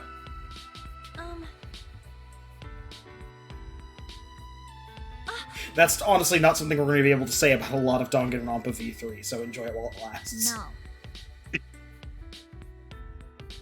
See the aforementioned, this is by far the longest of the three games. I think it's as long as the first two games combined, actual word-wise. They actually had to divide people up into 8 teams, and each team took a pair of characters. I am Himiko Yumeno, the ultimate mage. She's the ultimate Chuny. Gotcha. He's also Elmer Fudd. But I'm officially called the ultimate magician. Himiko Yumeno is voiced by Christine Marie Cabanos. This is the voice actress for Chiaki in both the second game and the anime. She's also Azusa Nakano in K-On! She is Makanshok in Kill la Kill. God, that last name is hard to say. Yeah. She is Nepgear in the Neptunia anime, and I believe the games as well. Yeah, the games as well. She is Sailor Saturn from the Sailor Moon series. Also notable video game stuff other than Nepgear. She is Sophie from Atelier Sophie. She is also one of the primary characters of Disgaea 5, but And she is a character in Tales of Zestiria that we didn't actually get to when we were playing through it. Ah.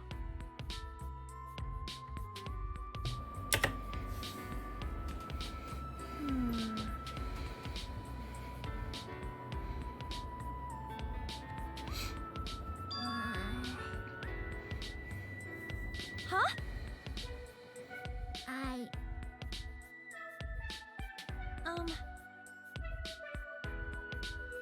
No.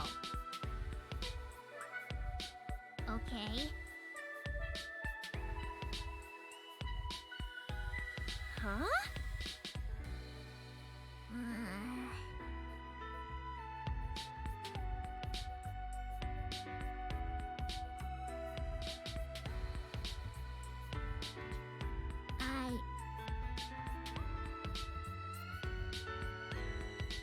I see. Cut it out. For anyone curious, the Magic Castle / Hall of Magicians is actually a real thing. I thought I'd heard something about that. I was just unsure. I think I remember hearing about it when looking up stuff on Neil Patrick Harris. Yep. Hey. Yeah, it's sort of a loose right. association of professional magicians that basically, does the whole thing to try and keep the secrets of tricks No. private and et cetera, and also exists to actually promote the You're learning right. of stage magic and whatnot.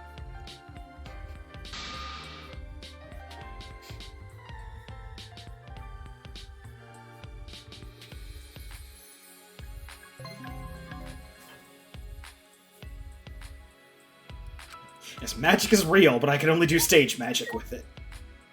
That is a special kind of cursed. Yeah, I was gonna say that's an unfortunate magic ability I have. That's also a superhero from Fox Kids. So yeah, Himiko Yumeno likes small spaces, dislikes the ocean. Nothing too weird there. And Tenko likes nunchucks, dislikes men.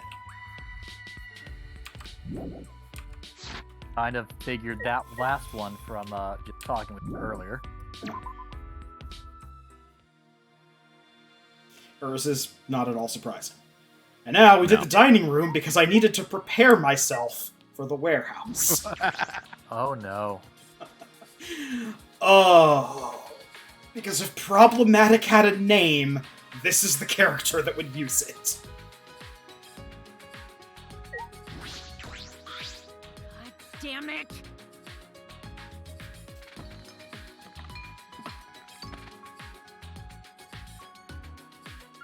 Hey.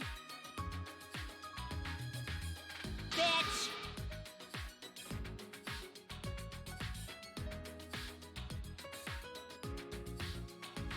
Hey.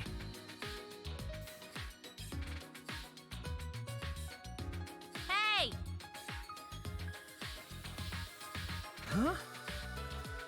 Okay, that answers that question I had in my head. What's that? Bitch isn't used in Japanese as quite as, or isn't used in Japanese quite as harsh a connotation as it is in English. So I was wondering if the bitch was more of a localization thing or a lost in translation thing, and no, it's definitely more of a localization thing. Virgin. Yeah. Yeah.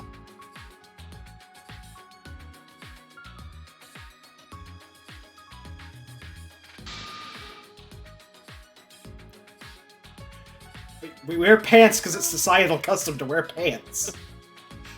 I mean, in fairness, it's societal custom to wear pants in order to wear not show off your crotch. Yes. Yeah. Yeah. Also, everyone was forced through a magical girl transformation, so they're wearing pants because pants were forced on them. No, that is true. Yeah. What? Yeah, in fairness, they did not dress themselves. Maybe they didn't want to wear pants. Although, as we've kind of gone over, they already forgot about that part anyways. Yep. Hey. Really? the gorgeous girl genius whose good looks and golden brain will go down in history. I'm the one, the only, the legendary ultimate inventor herself, Muiruma! Miuruma is voiced by Wendy Lee, who also voiced Akane in Danganronpa 2. And if you have ever listened to any dubbed anime in the history of the English language, you have heard Wendy Lee's voice. Or played roughly any Japanese translated video game and about half of the American-made ones.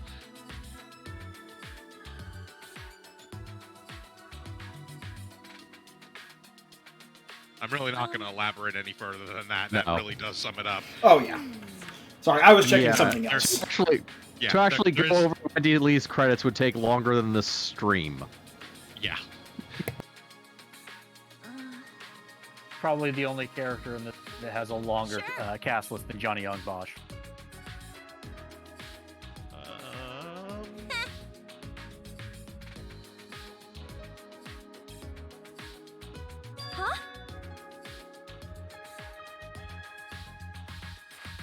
There's like one other that might have a similar argument that we haven't gotten to yet, but Wendy Lee's actually dropped a bit because I don't think she's done as much stuff recently. Oh yeah, she's semi-retired at this point, but she kind of takes on jobs when she wants to, but is at the level of being able to take on jobs when she wants to. Huh? Fucking moron! Like, technically speaking, we mentioned Megumi Hishibara earlier. She has also dropped off a bit because she retired yeah. some time ago. Jeez. She still comes back and does occasional things, but... I mean, it is also worth noting that this game is from 2017, so... Yeah. Stop it! Like, I'm pretty sure that Megumi Hishibara still comes back and does, like, any character she's ever done before. Yes. Yeah, and very occasionally will, like, come out, like, quote-unquote, come out of retirement for, like, special occasions to do a character here or there. Usually for, like, you know, industry friends and stuff like that. Yeah, I'm pretty sure that's why she's in this. Okay. I mean, if you had the... I don't believe she's in this. Let me check. Who's that? The most prolific English anime voice actor. Monica Rial is the most prolific English anime voice actor by a long shot. Yeah, I was checking the list real quick. It's like, no, Monica Rial does not actually voice a character in this.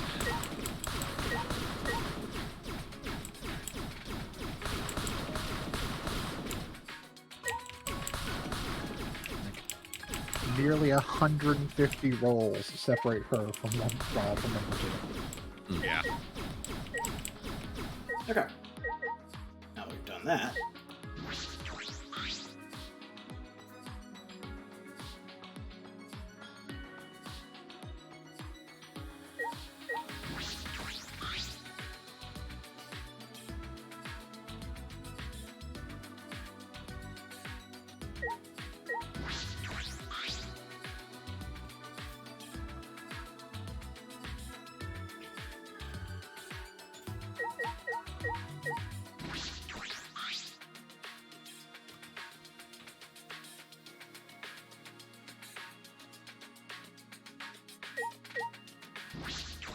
Okay, today's class trial is going to be a track and field tournament. But no one's been murdered yet. A murderous track and field. These hurdles are explosive. Yeah, there's a whole bunch of track and field and in general exercise equipment there. Hopefully no one gets murdered with, like, I don't know, some of that equipment. Yeah, that'll be fine.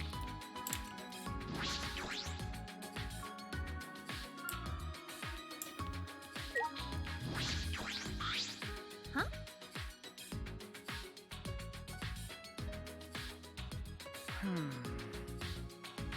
That was a very large shogi piece. Mm-hmm.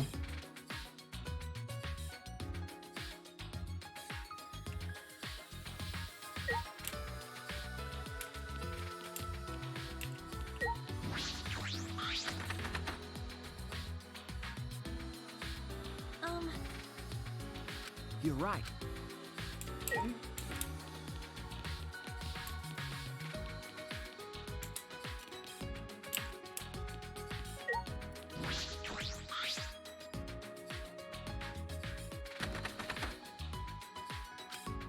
Huh? What's the matter? No.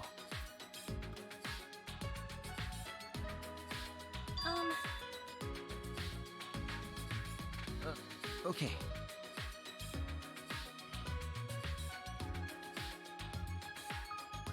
Could it be...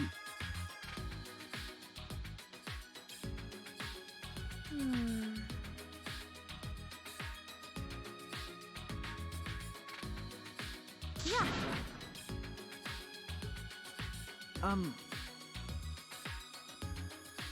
Because Say on your side. Well, 14. We have one explicitly say she doesn't like to work with others, and Miyu is Miyu.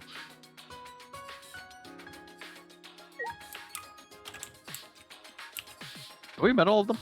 Nope, we're still working on that. Okay. Now, to be fair, I believe the thing we were waiting for has now triggered. So, move here. The game sometimes does not like to register your clicks. So, sure, that's not going to be a problem come the trial period. Yep, there we go. The sectioned off part of the courtyard is now open.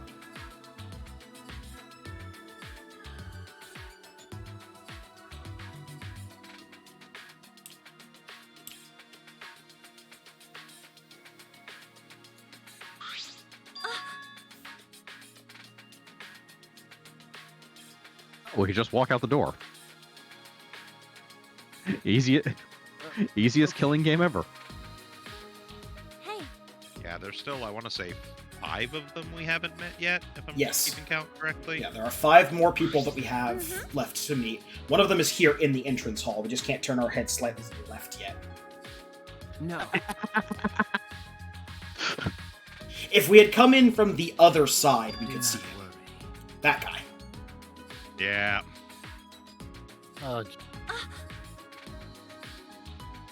Yes. My name is Korekio Shinguchi. I am called the Ultimate Anthropologist. So, Korekio Shinguchi is voiced by Todd Haberkorn, same voice actor as Teru Teru from the second game and anime. Is also Alan Walker and Millennium Earl in D. Greyman. Is Ling Yao from Full Metal Alchemist Brotherhood. Voices Italy and Natalia, but we won't hold that against him. Video game-wise is the voice of Sho Minazuki in P4 Arena Ultimax. Is the voice of Yun from the Street Fighter games. He's done a couple other things. Been in like Borderlands games, stuff like that. Oh. Also, yeah, that's an outfit. I see. I mean, I'll remind you, none of these people chose their clothes. Yes, but he did choose to keep wearing all of it. I mean, the alternative is to go around naked. Let's see. I mean, could You take off certain parts and still be fine. From way back in the facility, Miyu, please put on your clothes. Never! They're magic clothes. It's all a singular piece outfit. If you remove any part of it, it completely disappears. I'm just gonna go with the face. The face thing is glued on. That's correct. Beautiful.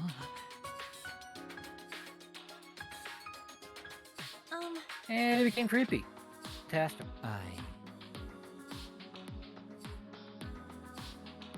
became. Again, he chose to keep wearing this. Every piece of it. Humanity is beautiful.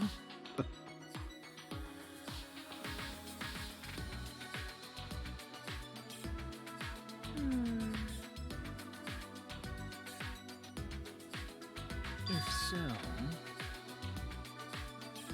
Although he does beg a previous question of mine of, are they an ultimate because of their eccentric personality, or is it because of their ultimate talent that they gain an eccentric personality? Or is it just kind of muddled? Because it definitely looks, or in his case, it definitely feels like his personality kind of drives his ultimate. I mean, it's not anything they ever, like, officially go into, so... No. Yeah, I think he's the second tallest of the group. There is one person that's taller than him, I know for certain. Yeah, he likes straw ropes and dislikes air conditioning. Really likes sweating, got it. Alright. Let's try out that theory. Shuichi. Burp, burp, burp, burp. Miniguns pop out, murder everybody. Well, thanks for joining us for Danganronpa V3, everyone. Yeah, I thought it was weird to make a game that only lasts for an hour and 50 minutes, but... I don't know. Alternatively, we open the door, everyone walks out, credits roll.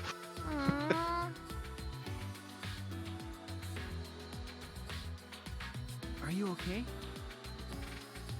Of course.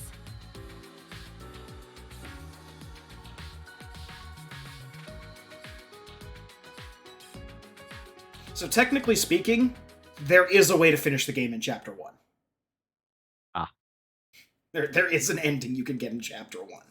That is not just, oh, you fail the trial or whatever.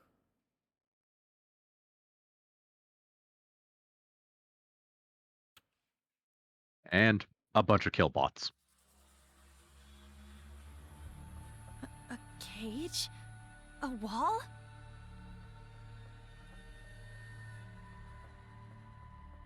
Ah, they're in a birdcage. Coo.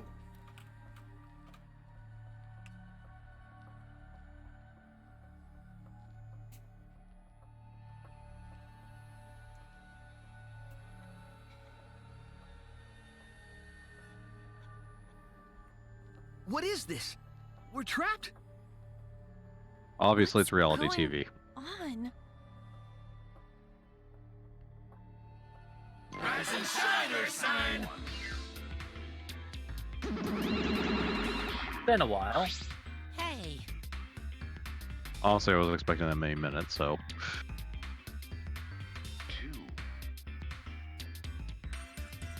Is all that remains of a once powerful nation. Get a rock-hard rager! Right now, you're on the threshold of an Huh? amazing adventure. Showtime. That's right. Did warn us about that. Yeah. Yeah, it makes sense for the character. Yeah. Hey, What? yeah? He is all that remains of a once powerful nation. Right now, you're ah, on jeez. an amazing adventure. Showtime. Hmm.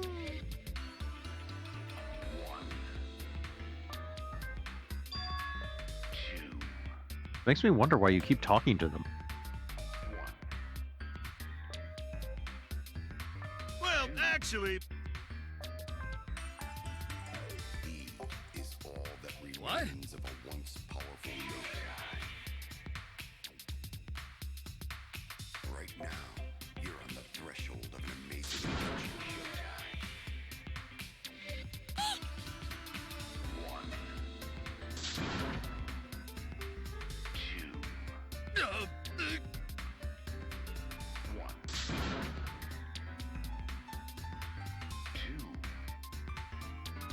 Huh? Huh? Huh? Is all that remains of a once Shock.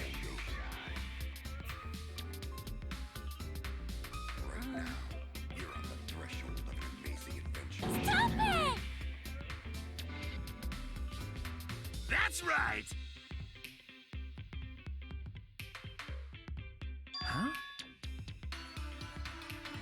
Hey!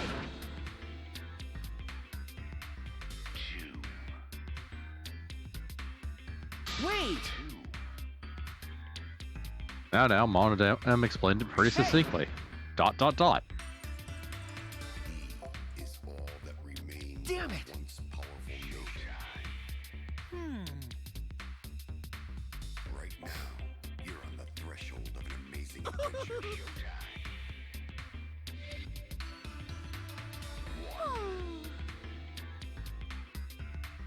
Dumbass!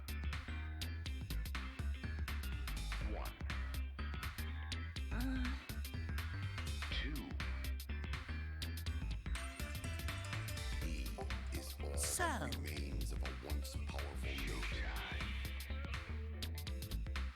Actually, Right now, you're on the threshold of an amazing adventure, Yokai.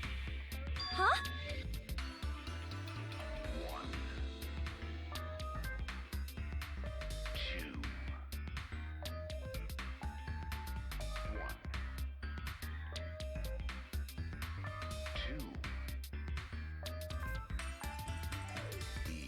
Is all that remains of a once powerful Yokai.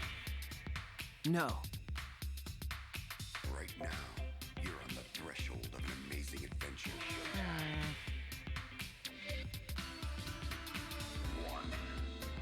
Huh? Hell yeah! Really, like, I had to take each individual Mono Cub's appearance on its own separate ones, because there's some jokes of theirs that I will laugh at despite myself, and some of them just don't land. The Mono Cubs all sitting around and giving their robots tragic backstories is great to me. Work a construction job, support their wife and kids.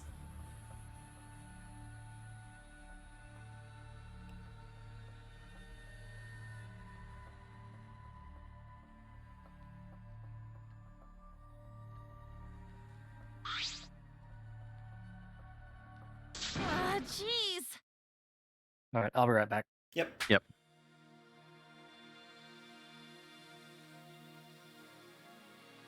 Hey.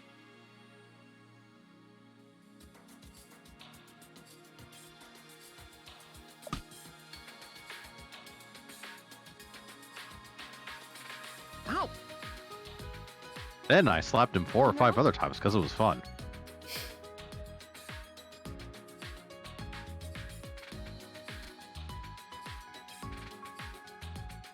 Yeah, that's right.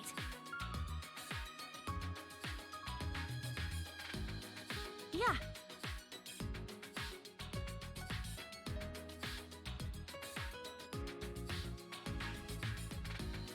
Alternatively, you tell the ultimate adventurer that there's drugs right outside the gate and she needs to invent something to open it.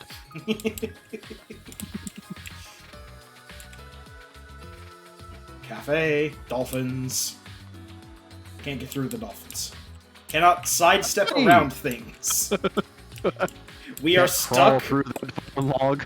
We are stuck on the path. We cannot go into the grass. It is forbidden.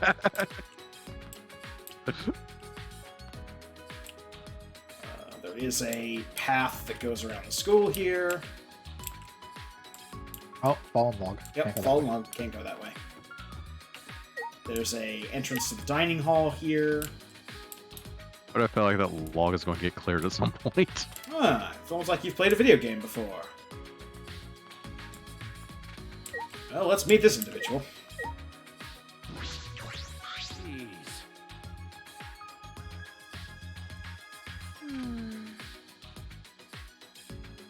Hey!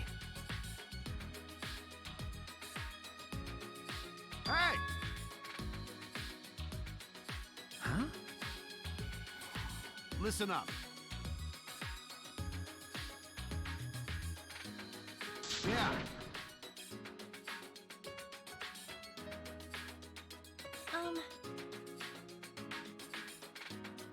Got it. I'm Kaito Momota, luminary of the stars. Even crying children adore the ultimate astronaut. space is awesome!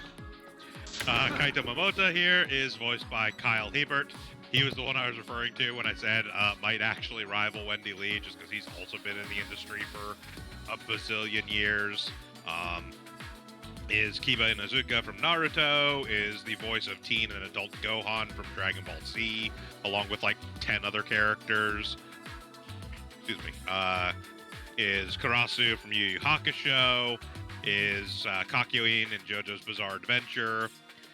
Video game-wise, he has been the voice of Sima Yi and Ding Feng in the Dynasty Warrior series, basically since it came into existence. He is the voice of Miles Edgeworth from the Phoenix Wright games.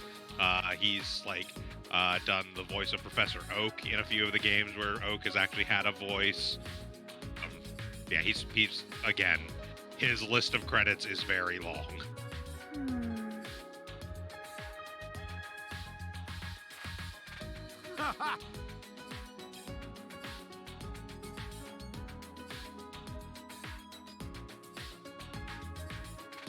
I see. But you know, Very weird that they kidnapped somebody from Ohio to bring all the way to this school. Huh? It's even weirder that he has a Japanese name. so Yeah, I'm sure there's like a Japanese family somewhere in Ohio. Ah, jeez. yeah. Well, possibly provably true. My experience with Japanese Americans is they'll generally have a Japanese last name and an American first name. Got it.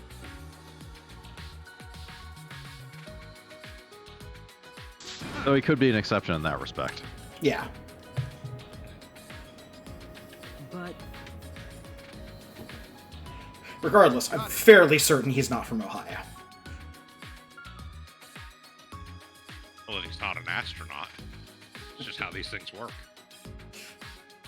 Let's do it. There are astronauts that are not from Ohio. It's just like 90% of them are. could it be?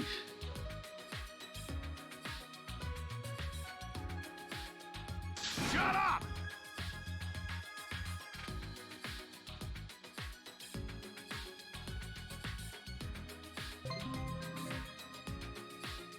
Hey, we got a friendship fragment. What the surprise? Dormitory. Oh, yes, this is a dormitory. This is in fact a dormitory. He likes houseplants and he dislikes the occult. Not much surprising about him. He's also an even 6 foot. Over here, we're going to take a stop in at the dormitory. Very nice to see you again. Oh, that's Nice different. to see you again. We're intruding. Jeez. The hell you saying? He is all that remains of a once powerful yoke. Hey. Right now, you're on the threshold of an amazing adventure. Ah.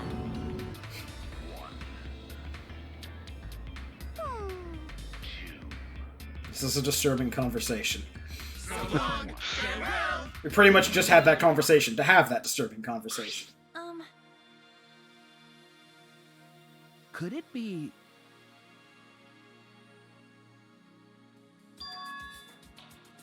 I thought it was some nonsensical dialogue that we couldn't fit anywhere else, so we'll just put it here.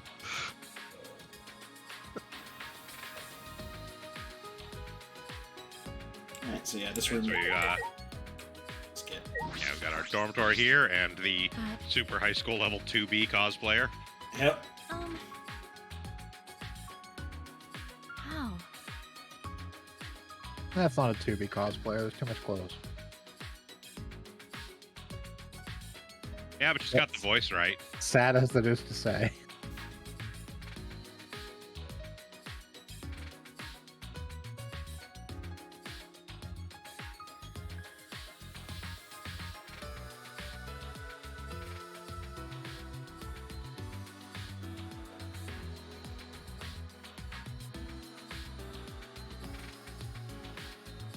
Excuse me.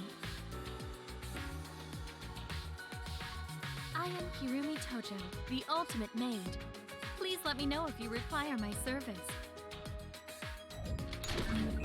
Hirumi Tojo is voiced by Kira Buckland. There's the back end of my joke. Kira Buckland was also Hiyoko Saionji in the second game and also the anime. She's also Umi Sonoda from Love Live. She is Jolene Kujo in the new JoJo's Bizarre Adventure Stone Ocean. She is Mary Saotome from Kakegurui. She is also 2B. Hence the 2B reference. Yeah. Yes. That's probably her most notable video game role, but she's also one of those ones that's been in a lot of stuff. She's very much an up-and-coming voice actress in the recent years. Got to start doing a lot of like indie and smaller games, and then now is starting to make it really big. Welcome back. You missed that 2B is apparently the ultimate maid. I mean, I caught that. Who did I miss on the way? You missed the ultimate astronaut. Which is Kyle Habert, who is teen adult Gohan, and a bunch of other stuff. That's true. He was the one I was referring to that, like, yeah, he could probably rival Wendy Lee's resume, or at least close. Yeah. I see.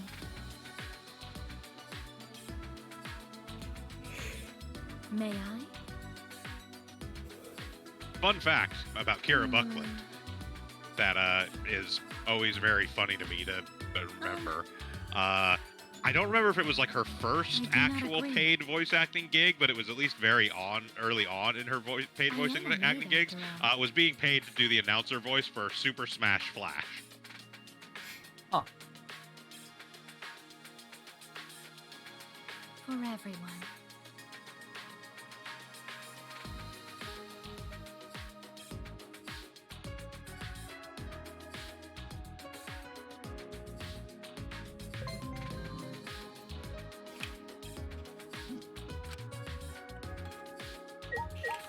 Report card.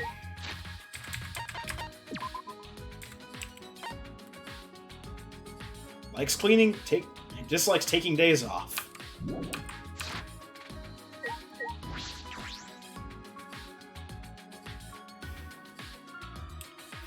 Okay.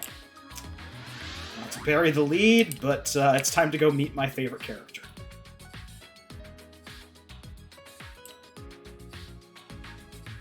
Which is obviously this ninja statue.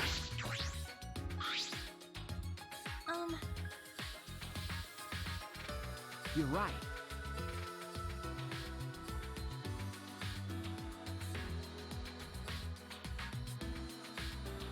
No, I'm just kidding. It's this guy right here.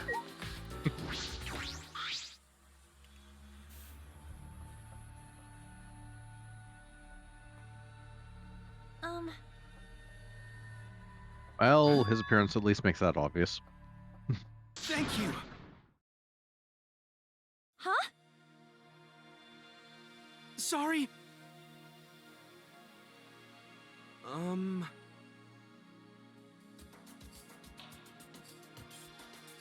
Cause Gonta gentleman. Yeah.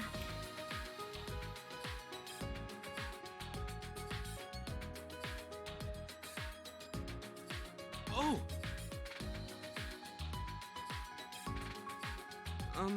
Gonta's name is Gonta Gokuhara. Gonta's talent is ultimate entomologist. I like bugs. Gonta want to Yeah, I become kind of guessed that. gentleman. Becoming Considering true the bug gentleman, cage. Gonta's goal. Yeah. So Gonta Gokuhara here is voiced by Kaiji Tang, who is actually probably one of my favorite, like, recent additions to the sort of voice actor crew. He voiced Yasuhiro in the first game, although interestingly enough, not in the Danganronpa 3 anime, but he was a voice in the Danganronpa 3 anime where they had him voice a 5'8" ferret that we shaved and trained to mimic English and wear a boater hat.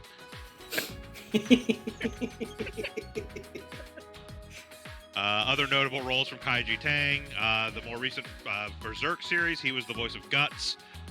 He is Tsumugu Kinagase from Kill la Kill. He's the voice of Archer in Unlimited Blade Works.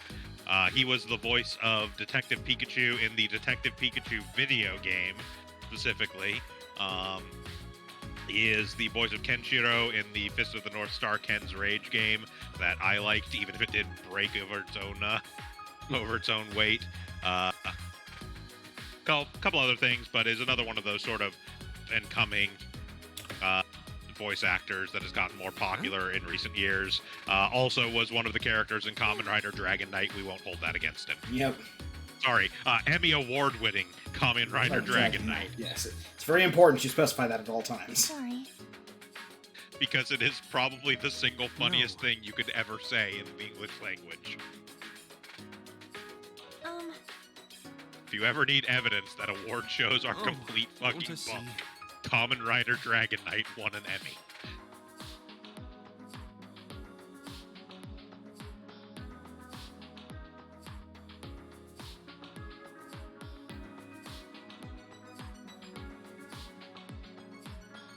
I see.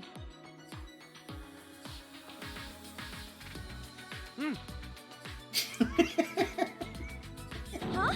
So that's what they're getting at with a speech pattern. What?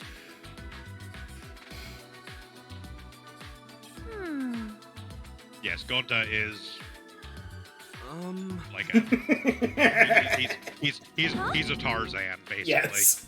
Yeah. He went out looking for bugs, got lost in the forest for 10 years, and was raised by wolves to speak bug and animal. And now he wants to go back home and show his wolf family what a gentleman he's become. This is my favorite character so far. Huh? It's just... You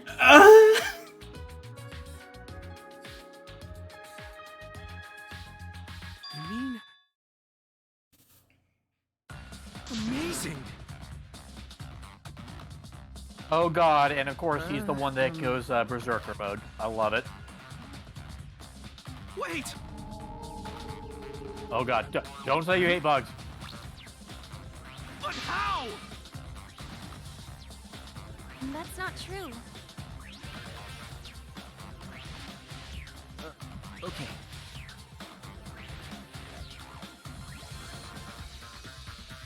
Thank goodness!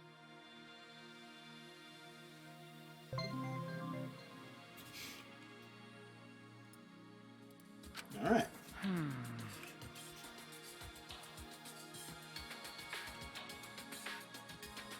He's definitely on the side of the more absurd character concepts, but I like him. He is, but I just love the idea of, yeah, I went out to the forest and got lost for 10 years.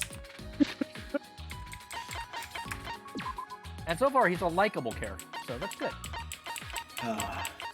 The thing I also do love is that all characters have very identifiable silhouettes. You can very clearly tell who's who, even though you only have like tiny pictures up at the top.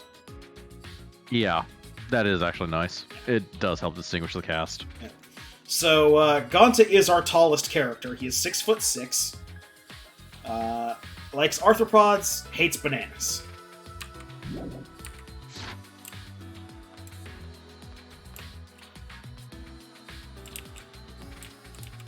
It's a science lab of some kind. Now we come to the birdcage within a birdcage.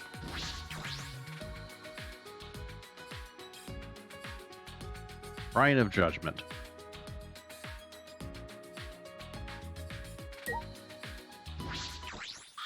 Yaha! My name is Angie Yonaga. I'm the ultimate artist. Well, that was quick.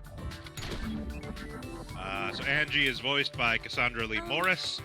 She's the voice actress from Aoi Asahina from the first game, and also the voice actress of the very brief character Aiko Umesawa from the anime, which was one of the student council members. She was the one in the yellow hoodie that got like murdered pretty much immediately. Cassandra also has voiced Tsubasa Kira from Love Live, is the voice of Saki Mikajima from Durarara, is the voice of Tra in Gundam Iron Blood Orphans, voices one of the glitter Girls and Glitter Force Doki Doki, and is also the video games wise is the voice of Gust from the Neptunia games. Is also the voice of Morgana from the Persona 5 stuff, and is also Sothis in Fire Emblem Three Houses. Also is apparently a character named Dot on Club Penguin Island.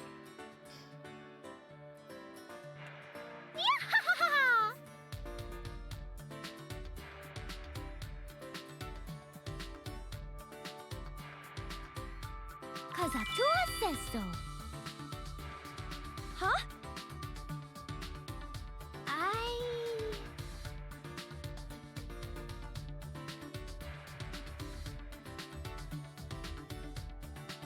I dare say, unless my count is mistaken, I believe that finishes it up. I believe that is the entire voice cast for this game. Mm-hmm.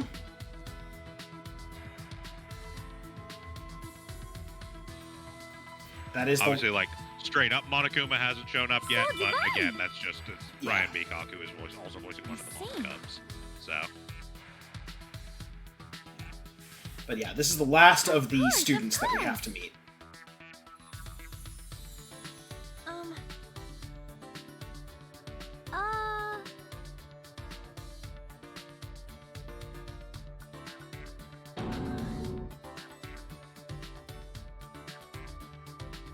But...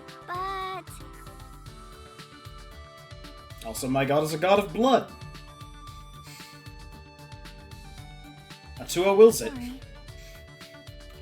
just a pint or two. Yeah, spare that. Twice a week. Huh? Yep. Come on, come on!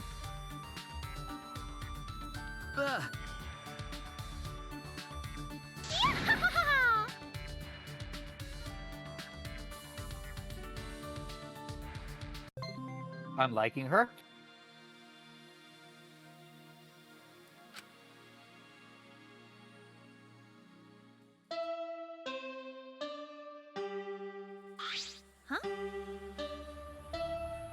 Sadly, the garden will remain unransacked for now. I forgot to do that before I talked to, Thanks for bearing with us!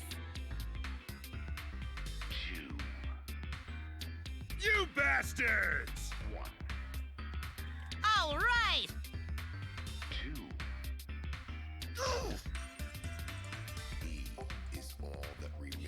Actually, do they auto-move you there? I don't think they auto-move you there. I think we have to unransack the birdcage. Right now, you're on the threshold of an amazing... So long, farewell! Auf Wiedersehen, good night. Hey!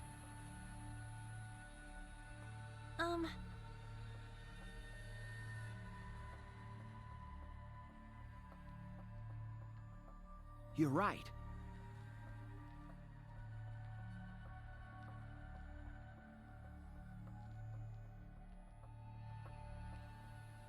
Okay, yeah, we still got time to ransack. Ransack!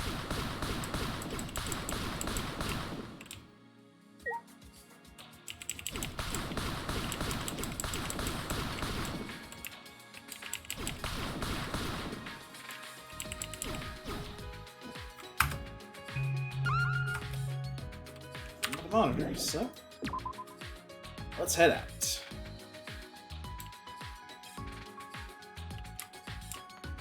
And yeah, like every other way we can go is cut off with rubble or debris or something.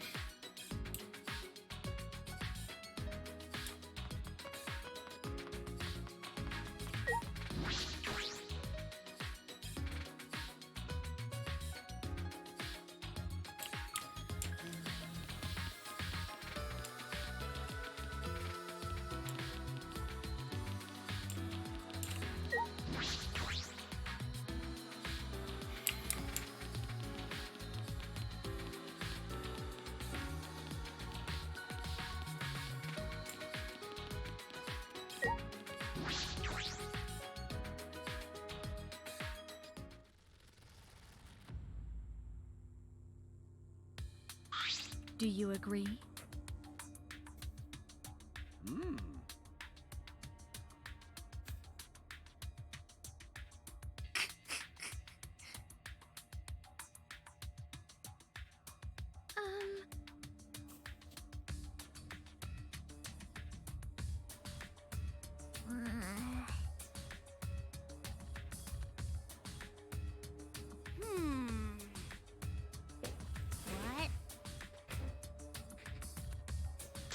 Kyoko!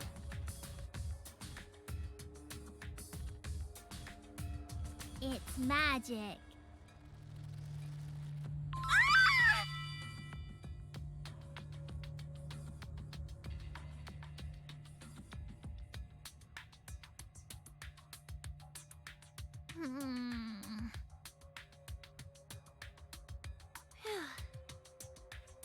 Should I sacrifice the soul Please to wait. the devil? Not my soul. Well, I went to this store in the mall. It'll be okay. Thank goodness. Fucking moron! Don't worry about it. Leave it to me. His hair frightens. His coat frightens me. Don't you wonder. What's wrong? He's just aerodynamic. See?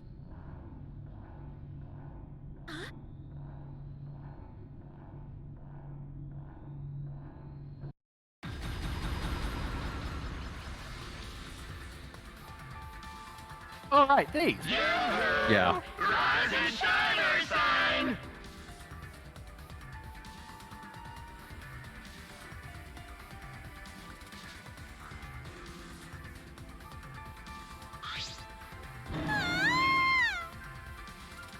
Everyone!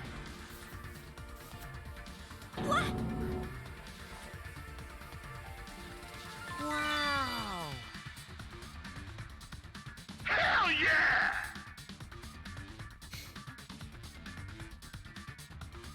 What are you saying?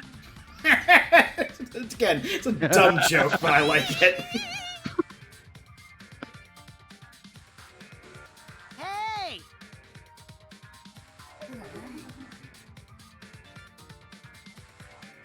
By the way,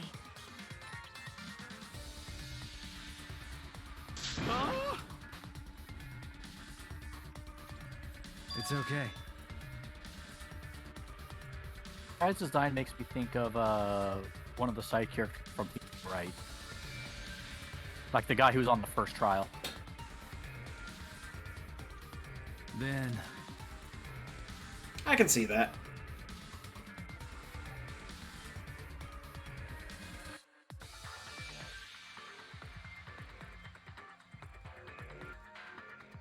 that means And that's that.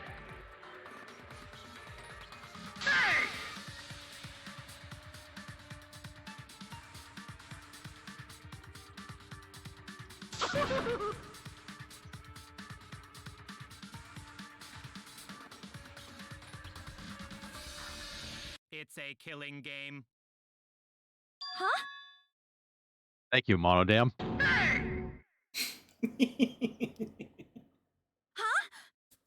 Deploy your lines sparingly and for maximum effect. That's the monodam method. It's a killing game.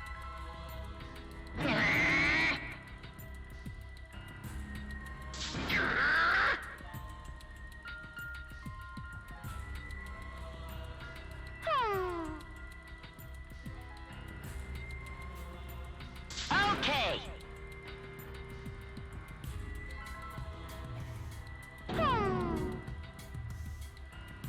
Leave it to me.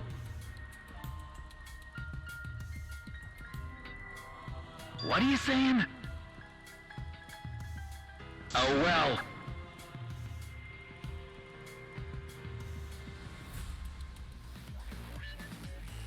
Oh boy, they're gonna have a killing game.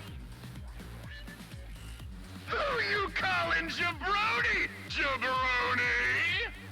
You remember when jabroni was a word? What'd you say, jabroni? I'll throw down anytime, jabroni. Not 2017 when this game came out. Say, yeah. Seriously? Are they gonna get it on right in front of us? Don't Phrasing. worry. Atua It's is me, or watching she knew what over she was doing.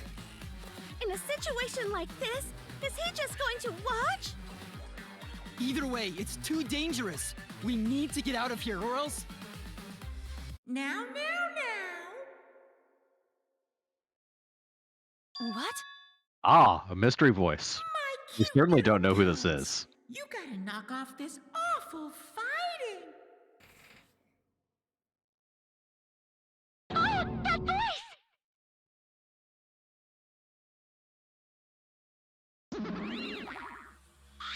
Father!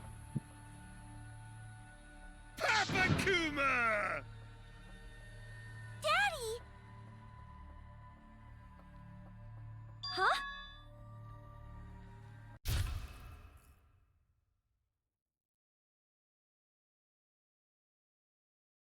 Yep, always the drama queen. Always.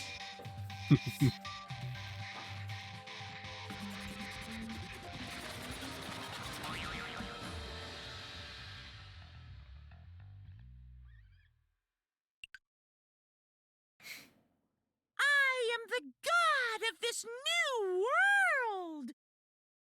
And the headmaster of the Ultimate Academy! Yet no one is facing you. One, the only Monokuma! Nice to meet ya! Yeah, so same voice actor for Monokuma as previously. Slightly different voice, actually. Yeah. A little less gremlin-y, if that makes sense. But, Yeah. Yeah, it's still same voice actor. They just went a slightly different direction with the voice. My little cubs. Unbelievable. They're so cute. Now.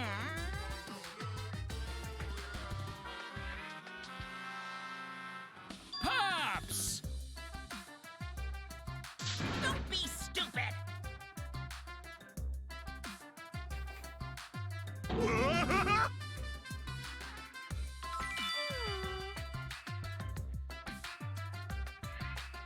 That's right.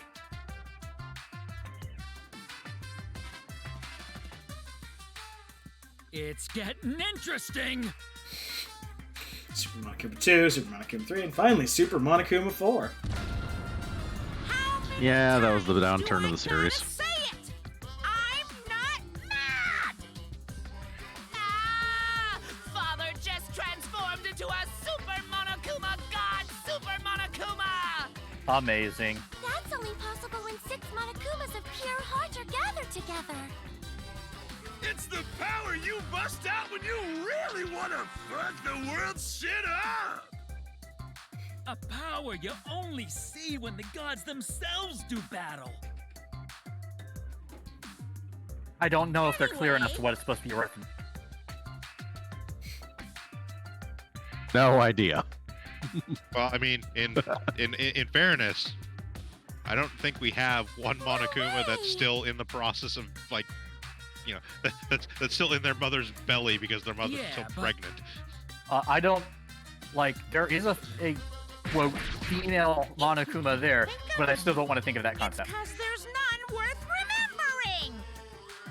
But Father remembers, because he knows everything. Holy shit! That's right, Papa Kuma! You know all kinds of useless crap! Because Daddy gets all his alternate facts from the most trusted memes and fake news. Well, okay then.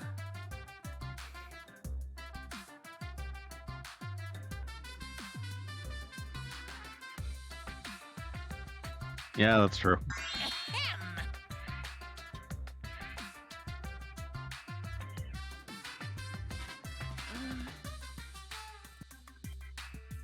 Seems like... No.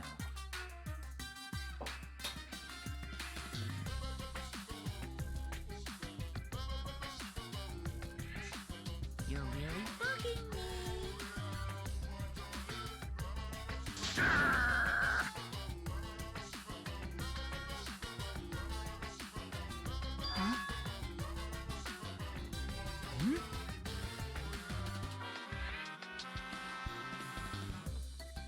Dong dong dong. Yeah, but That's right.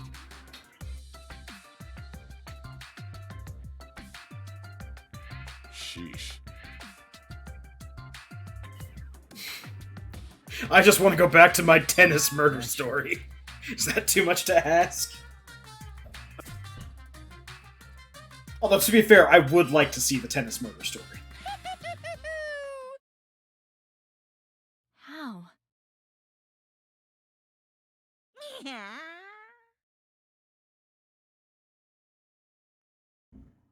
Extreme!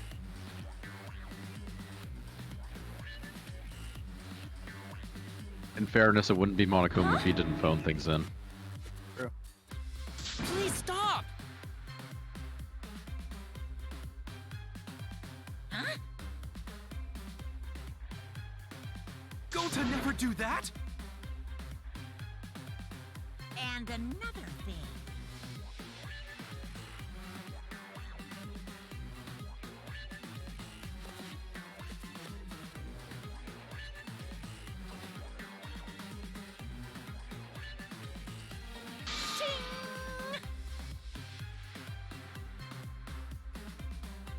So unsure.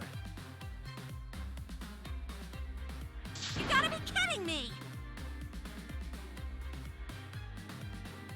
Oh? He's got a point. Way!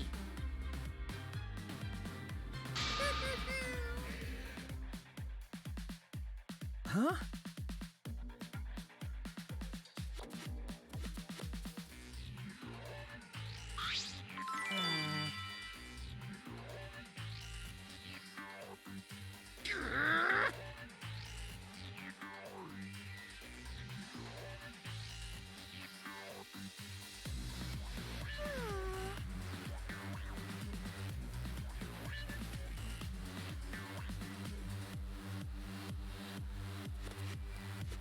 Ah, that'd be so much better.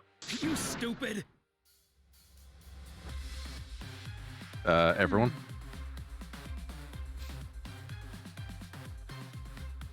They're so cute. Eh? Hey.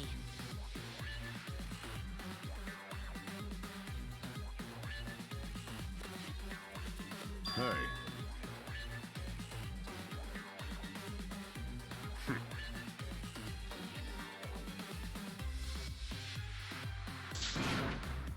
You? But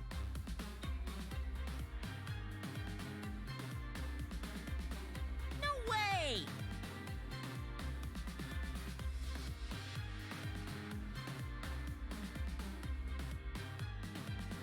Yeah, I mean, wheeling a bunch of weapons into a room full of 16 kids in order to participate in a killing game would be like a flanderization of this series or something. Yeah.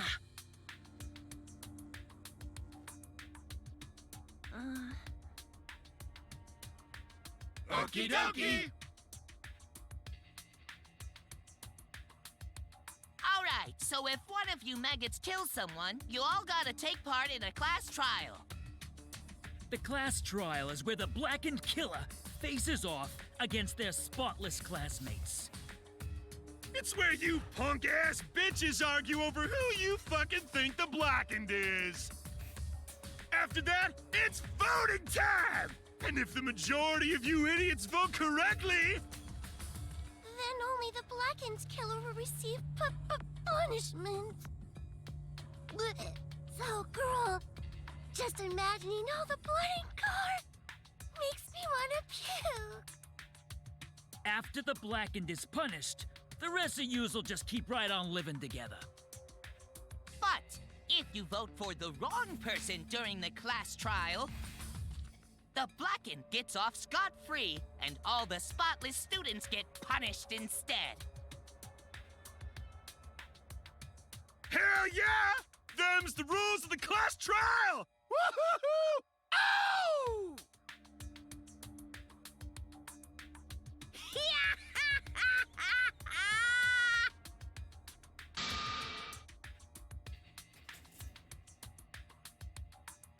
Gross. Hey, I need that on a button. What, gross? Yeah, just the gross. Where should I put this?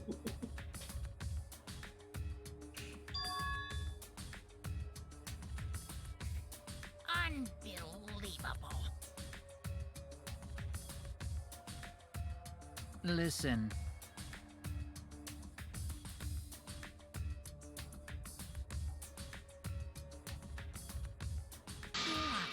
Yeah!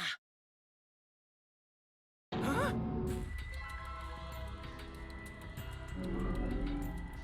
If you do a crime, you get punished for it. That's like the most basic rule of society.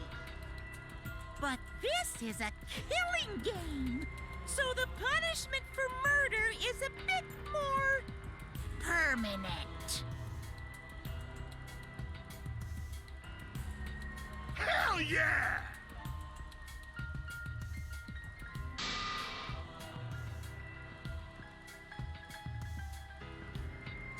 Eh? Got a rock hard rager! Oh, Gory!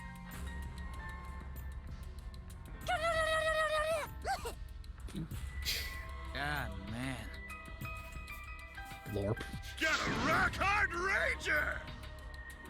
Eh?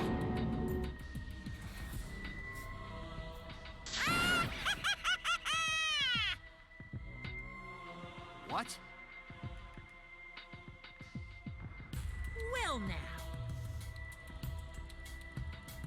Thrills, chills, kills! There's our thrills, chills, kills for the game. Yep. Doesn't have the same feel to it. Nah. To murder Well, the voice is different. too. Slightly. Like bludgeoning or stabbing. Feeling cheap? Try strangulation. Feeling lazy? Try poisoning. Whether you shoot, Poison is less lazy than you think. blow up, crush, electrocute, or laugh your victim to death, you can use any method you like to kill anybody you Hey, don't be like. fooled if they Any giggle way like you a sappy, like. happy dope. It's just the gas. At the Ultimate Academy for Gifted Juveniles, you will realize your murderous potential. All right, Mickey. 16 talented teenage prodigies, all competing for first place in a killing game. Oh boy! There's no better setting for an event like this than the Ultimate Academy. You got me.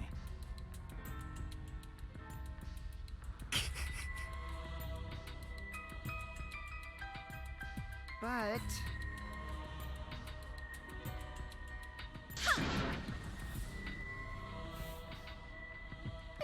It can't be.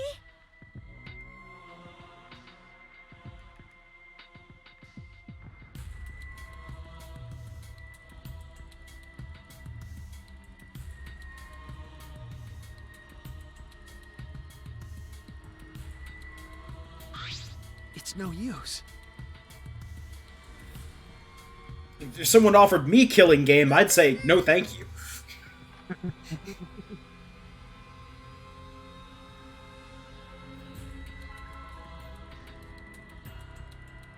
Huh? Now then.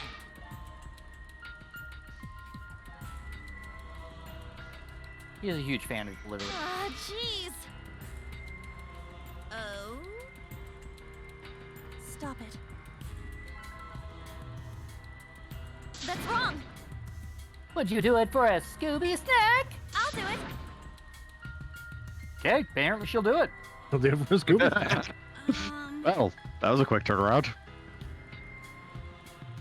That's nice.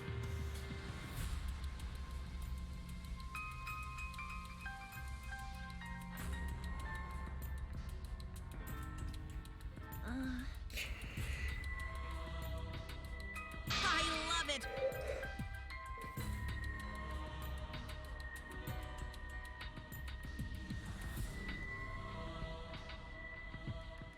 Cuz.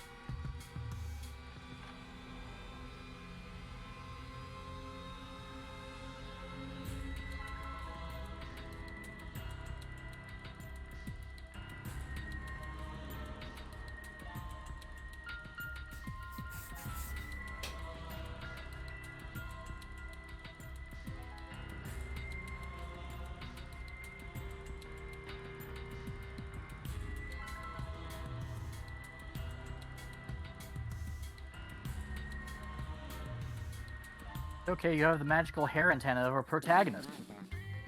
Yep.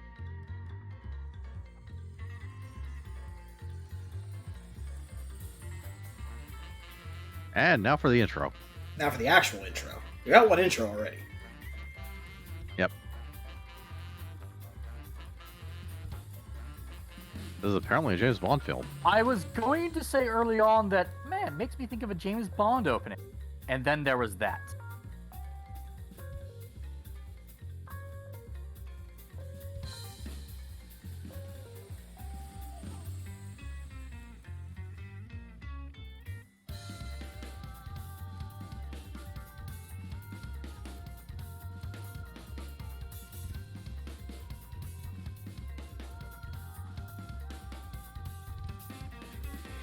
For the reference, that is a bottle of Panta in his hands. And that, of course, cut in. Bland name products. Yep.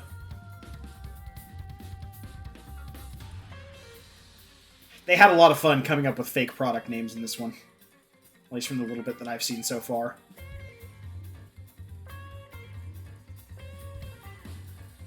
The room decorations. Yes, they have the tiny little, like, dolls of all the characters hanging in their little hangout room. Yeah.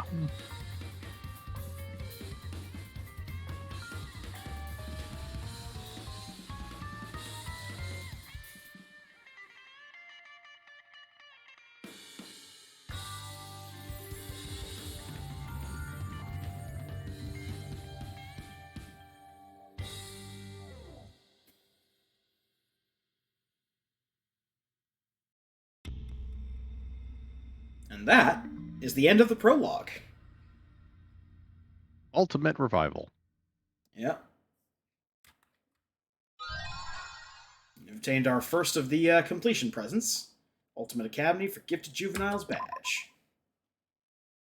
And yes, we do want to save.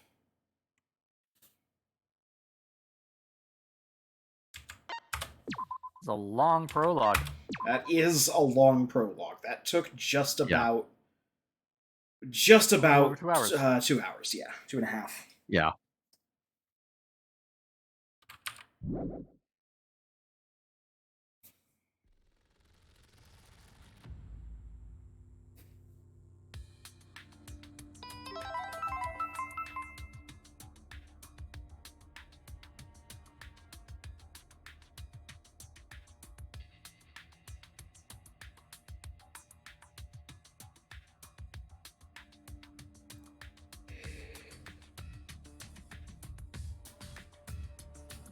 Sign into Apple, man. I can't get away from them.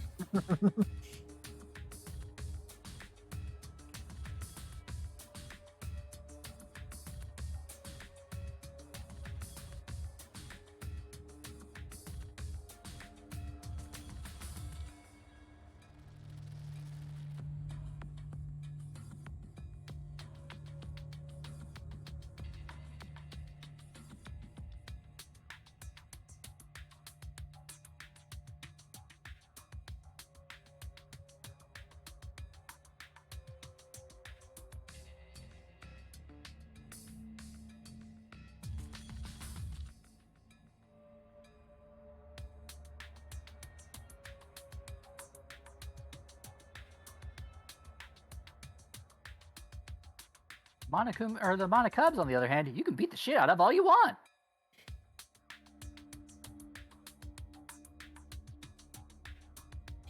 This is mostly covering rules that we already know, but... Yeah. Oh. The 3 or more student announcement thing was something you, I think, learned partway through the second one. No, that was in the first one. That was part of the double murder one. Yeah. Yeah. Gotta be kidding me. And Yeah, that's true. specifically in the case of the double murder, it waited until 4 people saw a body. I will never participate in a killing Well, it was game. revealed that one of them was the murder. Yeah, like Monokuma made a specific exception for the, they asked if he made an exception for it, and he confirmed they did make an exception for the double murder. Due to the nature of it.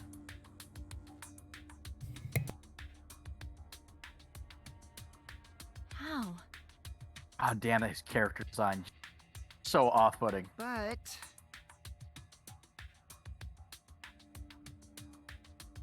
You gotta be kidding me! Listen,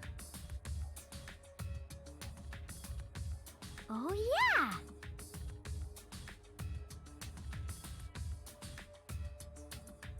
The killing game and class trials will continue until only 2 surviving students remain. Only 2 surviving students? What would be the reason for that?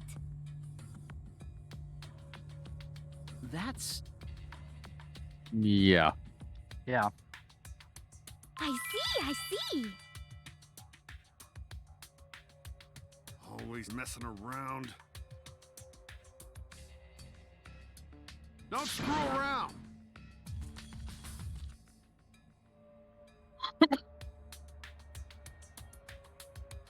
That's like totally the guy from Phoenix Wright.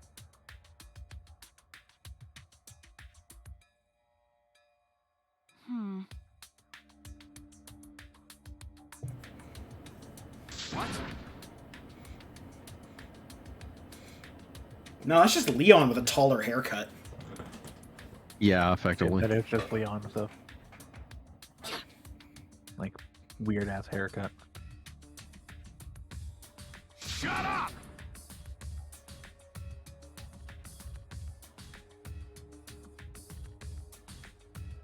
Ah, jeez. Oh jeez. Whoa! Most of these character designs look like someone made their fan character, drew them and put them in there, of like a bunch of people doing it together. The designs have been getting steadily crazier as time goes by. Right? I don't mean necessarily that they're more absurd. I mean that they look poorly done. Like the hairstyle that guy had just does not look like a good action style. It looks like someone who's drawing their first Ann Post hairstyle. She looks fine, even though the hat looks like it's kind of floating above her head. She looks fine. Really? But there are a few here that just don't look like quality drawing. Hey.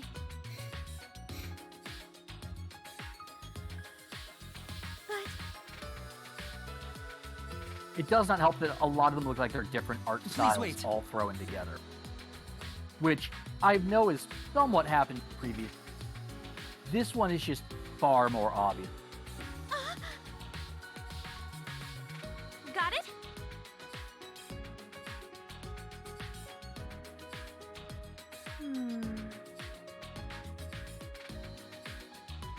All right. That being said, I already know which character I want to pursue for when we're free time and that comes up. Okay.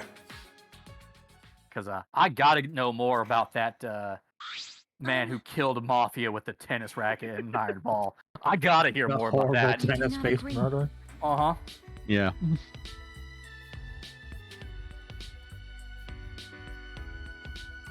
Jeez. Got it. Like, of all the characters, I know which ones I like right now. Come But on, come that's on. just such a level of absurdity. I've got to know. Oh.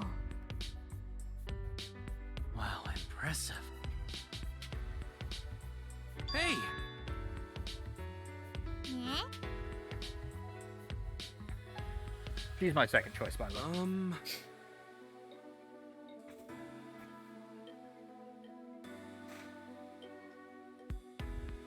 Huh?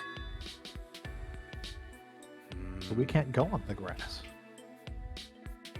A magical barrier prevents us from doing so. Turns out there's no school rule that says you can't go on the grass, so we're fine. For now.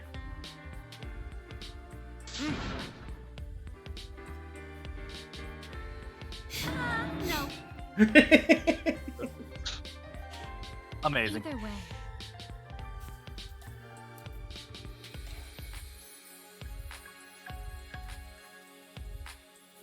Got it. I like her design, but not sure I care about the character much.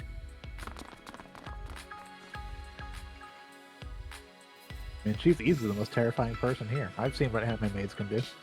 Yeah. And she's the ultimate maid. Wow, impressive. I mean, they also went over in her opening. She, as a quote-unquote maid, she has also done bodyguard work. She has, Exactly. given I've advice seen for what maids people. and anime are capable of. Yeah, she's... Yep. And then there's this guy who I don't give a single damn about. Rantaro is the only person who has 2 brain cells to rub together in this group. Except for maybe Could be Shuichi. one of the early murderers, or dead. That means No, he's got some longevity to him simply because we don't know what his ultimate is. I mean, one could hope that they would Also, be they- obvious. Also, they did a pretty strong focus on him during the intro, if you didn't notice. I did. That would be a hell of a red herring for him to be like the first murder or the first death. that's true.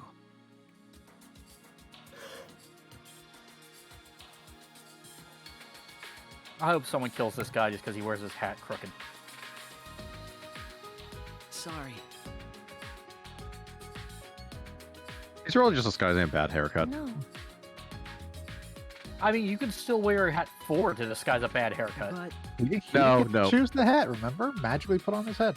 Yeah. Maybe Yeah, it's it's glued put on there, he his can't head. move it. Like, it's put there doesn't mean he can't, turn it slightly. Oh, we don't know that. Sure, we don't. We don't know if And- they're allowed to take off these clothes or modify them in any way. And considering the other characters, I would lean towards no, they can't.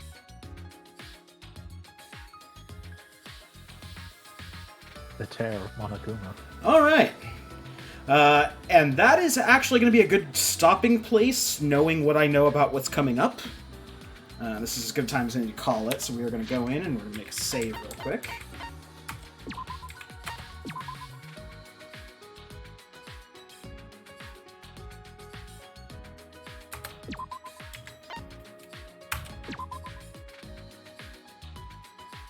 Okay. And with that, that concludes our first session of Danganronpa V3, Killing Harmony. As you can see, we're already kind of in the thick of it here. So join us again next Saturday, I should say, as we continue on with this. You can join us tomorrow for more Tales of Berseria, as we continue our way through that game. And join us on Tuesday for the ongoing war against the insidious crab that crawls up from the ocean to try and destroy us all. The And steal our delicious crab. We've entered an interesting point in the Phoenix Point game, and it'll be interesting to see how things go going forward. Yeah, it's been fine so far. Yep. And until Minus then... that one time Gabriel died. Minus that one time Gabriel died, yes. Until then, though, I've been the Krampus.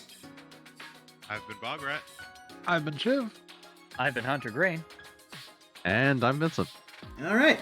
And thanks for joining, everyone. You ain't seen nothing yet.